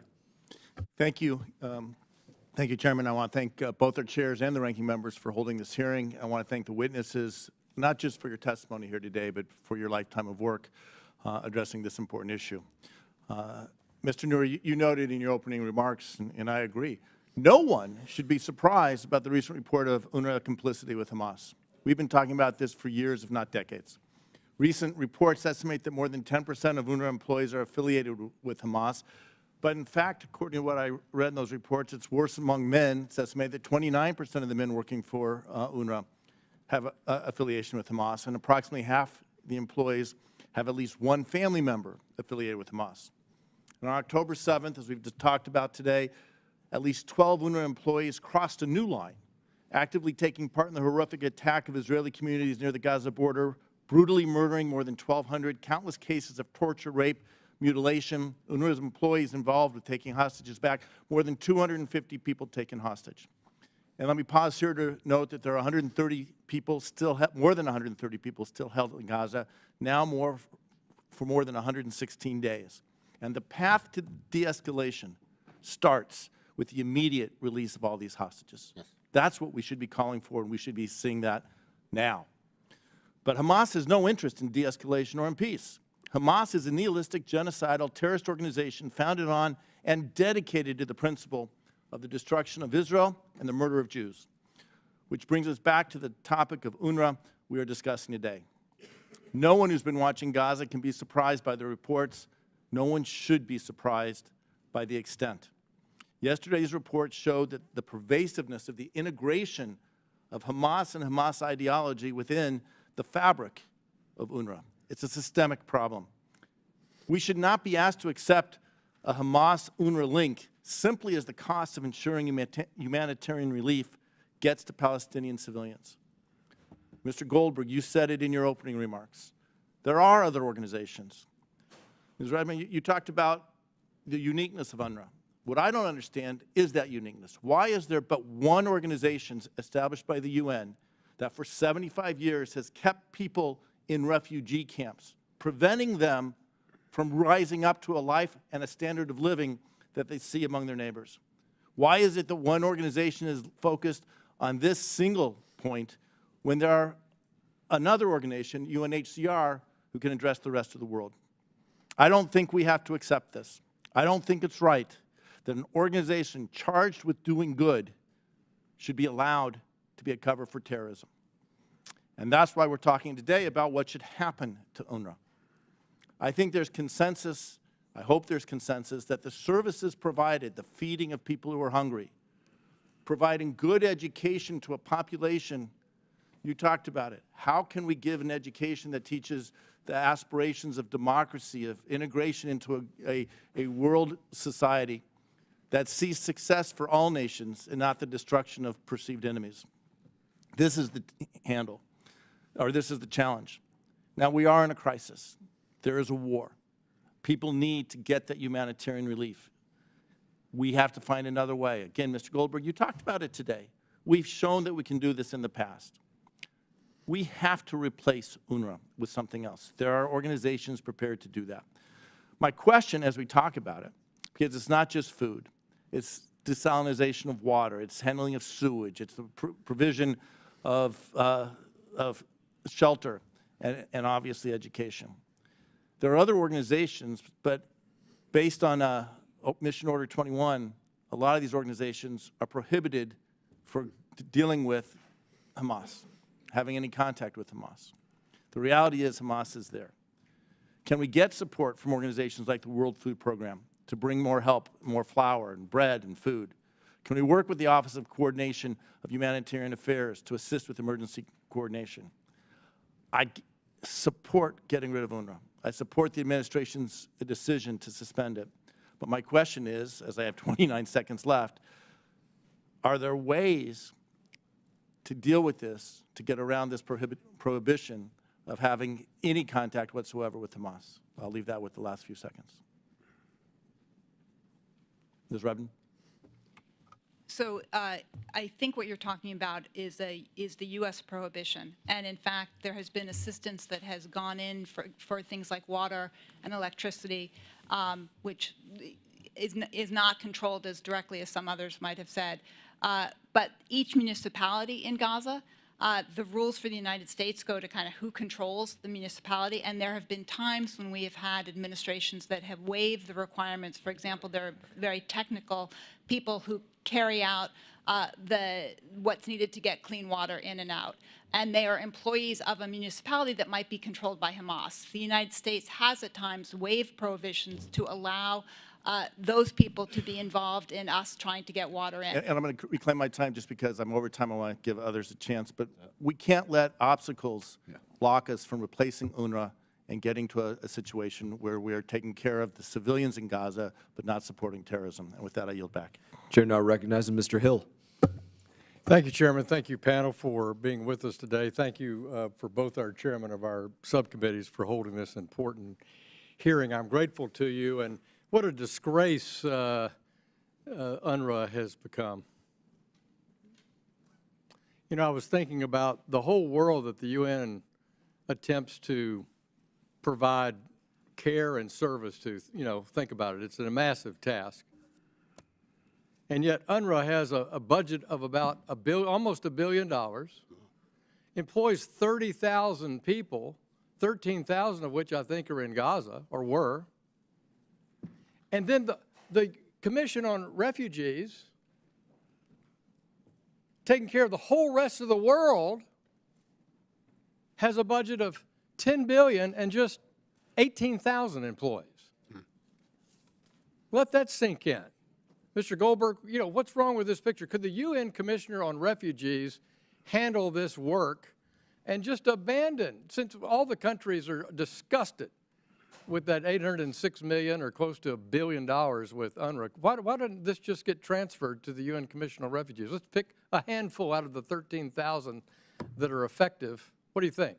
That has been the obvious solution for decades, but for the United Nations inherent systemic structural bias against Israel, support for UNRWA's mission of trying to instigate incitement against Israel. That is the only reason it hasn't happened. So you're charging that the UN itself is the most anti-Semitic organization on the planet? Is that what you're saying? Well, 100% correct. Yeah. Documented by UN Watch and others. But I would say Ms. Rudman said something before, and it's very, very much a flag. Don't go to ask UN High Commissioner of Refugees, is it okay? Would you like to do this? The UN Secretary General is already circling the wagons to defend UNRWA. If you ask the UN, what do you think? The UN, we know what they think. They hate Israel. We tell them what to do. Our taxpayer dollars lead the way, not the other way around. Thank you. And I thank you for that. I want to shift to Mr. Schiff. Thank you for testifying. Thank you, sir. I've spent a lot of time looking at curriculum, education curriculum. Most of the time in Egypt, I'll say that's an area that I've spent quite a bit of time. And you see, you've reported in your testimony some successful curriculum changes in the UAE, Saudi Arabia, Morocco. Mr. Moran was just talking about this. And, you know, even though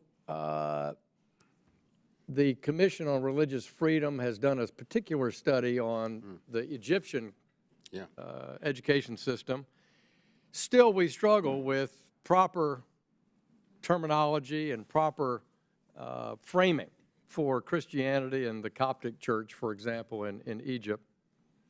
How did you find the countries that have broken the code and found success? What was the key point on that you would share?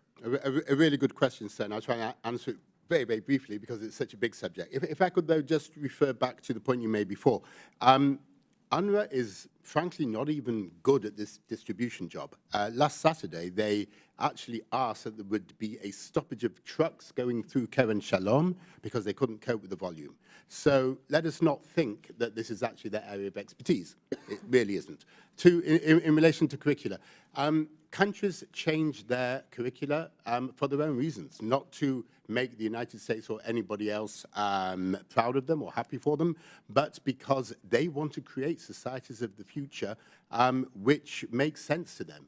You know, for MBS, it is about Vision 2030. It is about a Saudi Arabia that is more open, that is able to trade with the world, that is less dependent on oil and gas. And there's no question that a curriculum which prepares young people in a tolerant, open, peaceful way will go a long way to a country which in 2030 will be more able to do that. The UAE, Mohammed bin Zayed, made exactly that determination in 2011 and drove a quite remarkable change because that is the UAE he wanted to see. And anybody who spent time in Dubai, in any other part of the UAE, can see how successful that has been. Egypt. Well, I would hope then that leaders in those countries would help lead the change in these more reluctant countries, including, let me say, I'm a proud supporter of Christian education in the West Bank through the Catholic Church, and yet history starts at 600 AD, and I'm not sure that's the right way to teach history, so let me yield back. Thank you. Thank you, Mr. Hill. Chair now recognizes Mr. McCormick. Thank you, Mr. Chair. I'll make this fast because I got a lot to go over. We've talked a lot today about the 12 UNRWA employees, but those 12 employees are just the tip of the iceberg when you talk about possibly thousands of employees loyal to Hamas and anti-Semitic and anti-American interests. Over the years, this organization that we spend about 28% of the UN's budget is supported by the United States, and yet this organization has thousands of allegations of child trafficking, rape, murder, theft, embezzlement, with almost no accountability. I was in Uganda in 1994 as part of Operation Restore Hope, watched UN leave and watched almost 1 million people be killed. And if you look at the UN's history and their involvement in foreign countries. Let me list some of them: Congo, Somalia, Rwanda, Libya, Angola, Sierra Leone, Sudan, Haiti, Afghanistan, Bosnia-Herzegovina, Yemen, Iraq, Iran, just to name a few. How's that been going? Mr. Noor, there have been hundreds of resolutions of the United Nations condemning Israel. How many have condemned the Palestinian administration? I'm not aware. The one that condemned, the one that was run by Hamas, by the way. I'm not aware of any resolution condemning Nor am Palestine. I, but there have been hundreds against Israel, usually in the double digits per year. This is the United Nations, by the way. The United Nations, that organization which we fund 28% of. I know that UNRWA oversees Gaza's educational system, and for years it's sectioned the textbooks used that have, quote, encouraged to sacrifice their blood to liberate Jerusalem, with terms such as, quote, jihad warriors, including attempting to erase Israel's existence and legitimacy. I know that you, Mr. Noor, have been against the appointment and nomination of Mr. Pierre, along with 18,000 other folks. Can you tell me exactly why Mr. Karenbol should be opposed? Thank you, Congressman. Look, the Red Cross on its own has failed to meet with any of the hostages that are being held in Gaza, and that is shameful. In addition, beyond their diplomatic failure in their public statements, we've counted 10-to-1 their statements are in favor of the Hamas narrative and biased against Israel. The notion that they would now appoint Pierre Krahenbuhl, the former head of UNRWA, who was forced to resign in disgrace, is shocking, and we oppose it. He was forced to resign in 2019 in wake of a major corruption, abuse of power, and ethics scandal, which included allegations that he had a very inappropriate relationship with one of his staffers who was paid $200,000 a year, and the Swiss government paid for it. Several countries suspended funding in 2019 in wake of the scandal, including Switzerland, Belgium, and the Netherlands. And his response was to say he was cleared of the charges, he claimed in a Swiss TV broadcast. He said it was a conspiracy. The implication of this broadcast was that it was a conspiracy between the U.S., Israel, and the Swiss foreign minister to besmirch UNRWA. But the reality is that even people who like UNRWA said it's false, that he was not cleared of the charges. The UNRWA ethics inspector, Lex Tackenberg, and Professor Ricardo Bocco, both of them leading supporters of UNRWA, said Pierre Krahenbuhl was not cleared of the charges. So the notion that the Red Cross would appoint this person is shameful. And I just want to say, in closing, that the Swiss newspaper Le Temps, Louis Lama, wrote 3 parts an investigation. He wrote that the allegations of corruption are all valid. There was terrible corruption in UNRWA, but no one wants to talk about it because it might help the U.S. and Israel in their criticisms. And so this is no why one wants to talk about it. I want to sum this up. We spend about $13 billion per year right now on the United Nations, the leading funder by far. And this is an organization that has tons of corruption, tons of appointees that are anti-American, anti-Semitic. I want to call not in just to question what we spend on UNRWA, but on the United Nations in general, a top-down review. I'm talking about all spending. I'm very much in favor of ceasing all spending until they get their stuff straight, until they prove they're not corrupt, until they prove they're not anti-American, anti-Semitic. If you want to help people out of trouble, whether you be in Gaza or Palestine or anywhere else in the world, how about we start with organizations that are not corrupt, not anti-Semitic, and not anti-American? That's a better investment. It is a time for a change. It is a time for a choice. And let's start there. With that, I yield. Chair now recognizes Mr. Issa. Thank you, Mr. Chairman. Ms. Rudman, you had several things you wanted to answer, and no one's asked you a question in a while. So I'd like, with your distinguished career at the State Department has about a $70 billion budget. You controlled, in your time, about a $1.8 billion budget, plus or minus. So you're familiar with large budgets, you're familiar with development, and you're a specialist in the Middle East. Is that a fair reducing of your long career? Thanks, I appreciate it. I was actually only at State for a couple of years, the State and AID role, which you're referencing. Right. But I spent a lot of time working on budgets. That's fair. Right. But, looking at your history, I want to ask you some questions because I'd like to touch on something which is the day after. okay, we're not going to give UNRWA another penny during however long this kinetic conflict goes on in the region.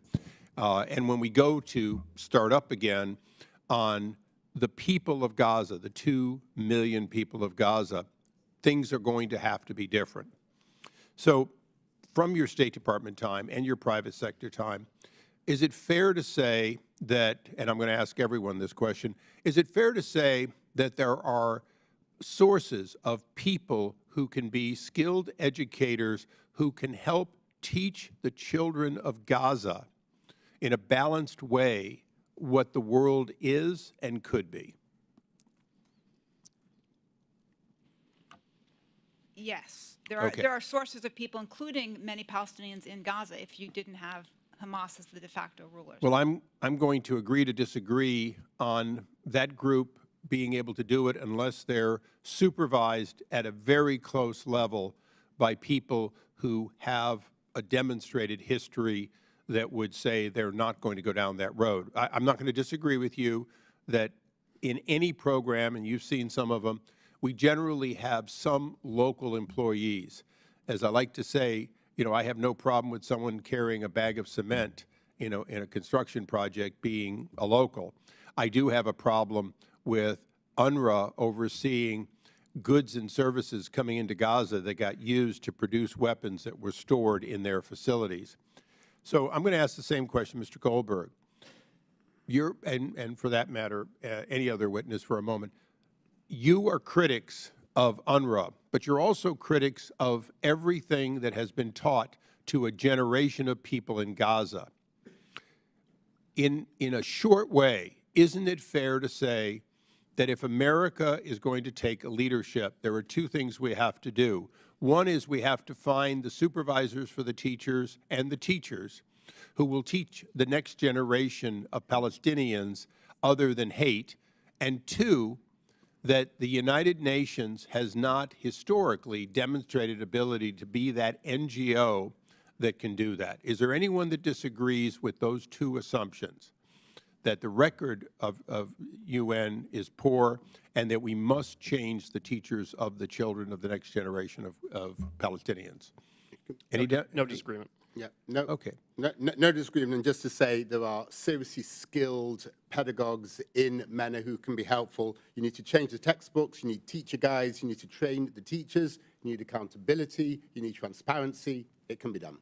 And just quickly, the top funders, the people who are giving the money for UNRWA, it's an interesting who's who, with the United States being such a large one, followed by Germany.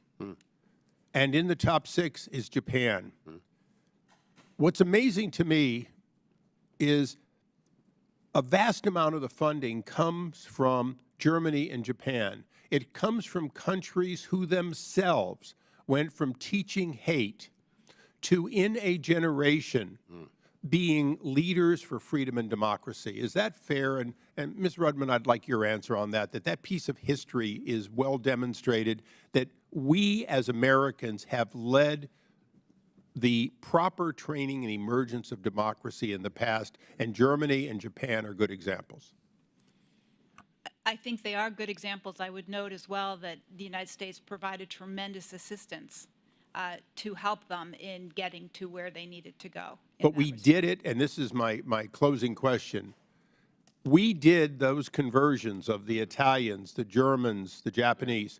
We did it led by Americans, staffed by Americans and other allies, and then at a local level, we vetted and found people who would cooperate with us and be part of it. That was what, both in the European and in the MacArthur area, made the difference. Is that the model that we should be considering for the day after this conflict? Yeah. So, yes, absolutely, and I think there can be involvement in many countries in that. You know, I think Germans who I'm speaking to, you know, utterly horrified about their efforts being turned into the horror show that education is. By the way, the Japanese are giving money specifically to scientific education. I wonder how they think about math being taught by adding up martyrs, about physics, Newton's second law being taught by telling young people to endanger themselves. So yes, their efforts are being made into a joke, frankly. Ms. Rudman, is that, as a closing, is that something that all four of you can agree that that model and that approach should at least be given serious consideration by our State Department? I would support it being given serious consideration. I prioritize a little bit differently the immediate day after, because I think getting basic needs into people, there are not buildings for people to be taught in, there are not buildings for people to live in. And, Mr. Chairman, I think we not only agreed on what I asked to agree on, but I would agree with the gentlelady that, in fact, the day after will have to be comprehensive. We can't teach people to give up hate if we cannot help feed them and house them. And so I look forward to this committee, which has the lead role in that day after. And, Chairman, thank you for your oversight, and I yield back. I thank the witness for the valuable testimony, members for their questions. Members of the subcommittee may have some additional questions for the witnesses, and we will ask you to respond to those in writing. I now recognize Mr. Crow for any closing remarks that he may have. Thank you, Chairman. Thank you for convening this meeting, and to our witnesses today for the very robust discussion. I'm going to keep it short because we have votes that we have to run to, but the bottom line for me is I'm deeply troubled by the allegations against UNRWA, and believe that those allegations must be addressed, and that very well may take the form of disbanding and replacing it with a different entity. But I'm equally as deeply troubled by any action that would further deepen the catastrophic conditions on the ground for innocent civilians, right? So for me, the issue is very simple, right? How do we address these allegations in the challenges that have been well documented, but make sure that we continue a flow or an increase a flow of aid to the suffering Palestinians in Gaza. And I look forward to working with everybody to try to figure out what are the solutions to get us there. And we need to bridge this, right? Because there's a timeline challenge. If we cut off funding to UNRWA, I think there's a very real debate. And I frankly don't think that there are entities right now that can fill the exact services that are being provided by UNRWA. So how do we bridge that gap is the challenge, to make sure that people that are starving now don't die. With that, I yield back. Chair now recognizes Mr. Smith for a closing statement. Thank you very much, Mr. Chairman. And without objection, testimony from Dr. Debbie Sofrin, who is the first child advocate, I should say, for the Wiesenthal Center. We made a part of the record. And I want to just point out for the record that decades ago, Dr. Sofrin, who's a pediatrician, brought to my attention some of the most horrific things that were happening by UNRWA, which just blew my mind in terms of the hatred that was being conveyed to these children. And again, you got to be taught. They're being taught, and they'll keep getting taught. You know, we and you, Mr. Goldberg, you made a very good point about how we know how to set up emergency situations for refugees. We've been doing it forever. And the United States takes a lead, not just in funding it, but doing it. I remember when the Kurds left and Operation Provide Comfort, they got onto the border of Turkey. Our military, in that case, especially from a humanitarian point of view, provided food, clothing, medicine, and saved the lives of so many people. There are ways to do it. Hamas is disgraced. So is its proxy, or its identical twin, and that would be UNRWA. They have disqualified themselves. And if we can't, during this terrible time, when they have proven themselves beyond any reasonable doubt to be absolutely anti-Semitic, but even more than that, they have taught these kids to hate. That cycle will never be broken if we, in any way, shape, or form, countenance any further support for UNRWA. Let's find the alternative. Let's do it. Let's put our minds to it and our money in order to save lives and to save these children from child abuse. Thank you, Mr. Smith. I now recognize myself for a closing statement. I want to start by a word of thanks for many. I want to start by thanking President Trump, #1, for being the first to have the stones to defund UNRWA. He went out there and he did it. He saw the writing on the wall and he went out there and did it. I want to thank the witnesses for their testimony today, which show to be that to have been a correct course of action. You all provided vital information, context, raised important questions about UNRWA, and UNRWA has a lot to answer for. We reached out to UNRWA's Commissioner General, Mr. Philippe Lazzarini, requesting that he appear before this committee and the American people.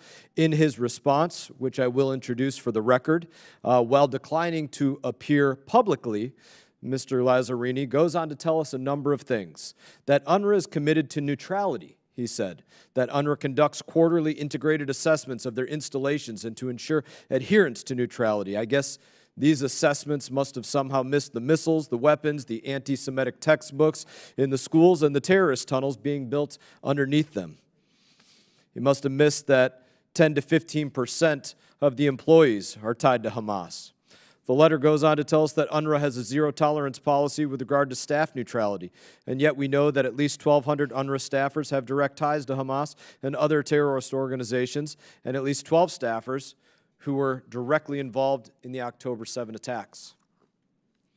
My assessment today is that the administration will likely ignore the facts and go back to funding UNRWA at some point. And I say what was said here before. I'll repeat what was said in this hearing. Essentially, I'm going to say this. I'm going to paraphrase the way that I interpreted this. There are many here that are not here to defend UNRWA, but they will support continuing to give UNRWA the earnings, the dollars of the American people with no threshold for bad behavior. That can't be the course of action for Congress, for the administration, for America whatsoever. I can tell you that to expect moving forward, we will be introducing legislation to claw back any recent dollars that were sent to UNRWA. And in that, I thank again the witnesses for their testimony. Pursuant to committee rules, all members may have 5 legislative days to submit statements, questions, and extraneous materials for the record, subject to length limitations. And without objection, this committee stands adjourned.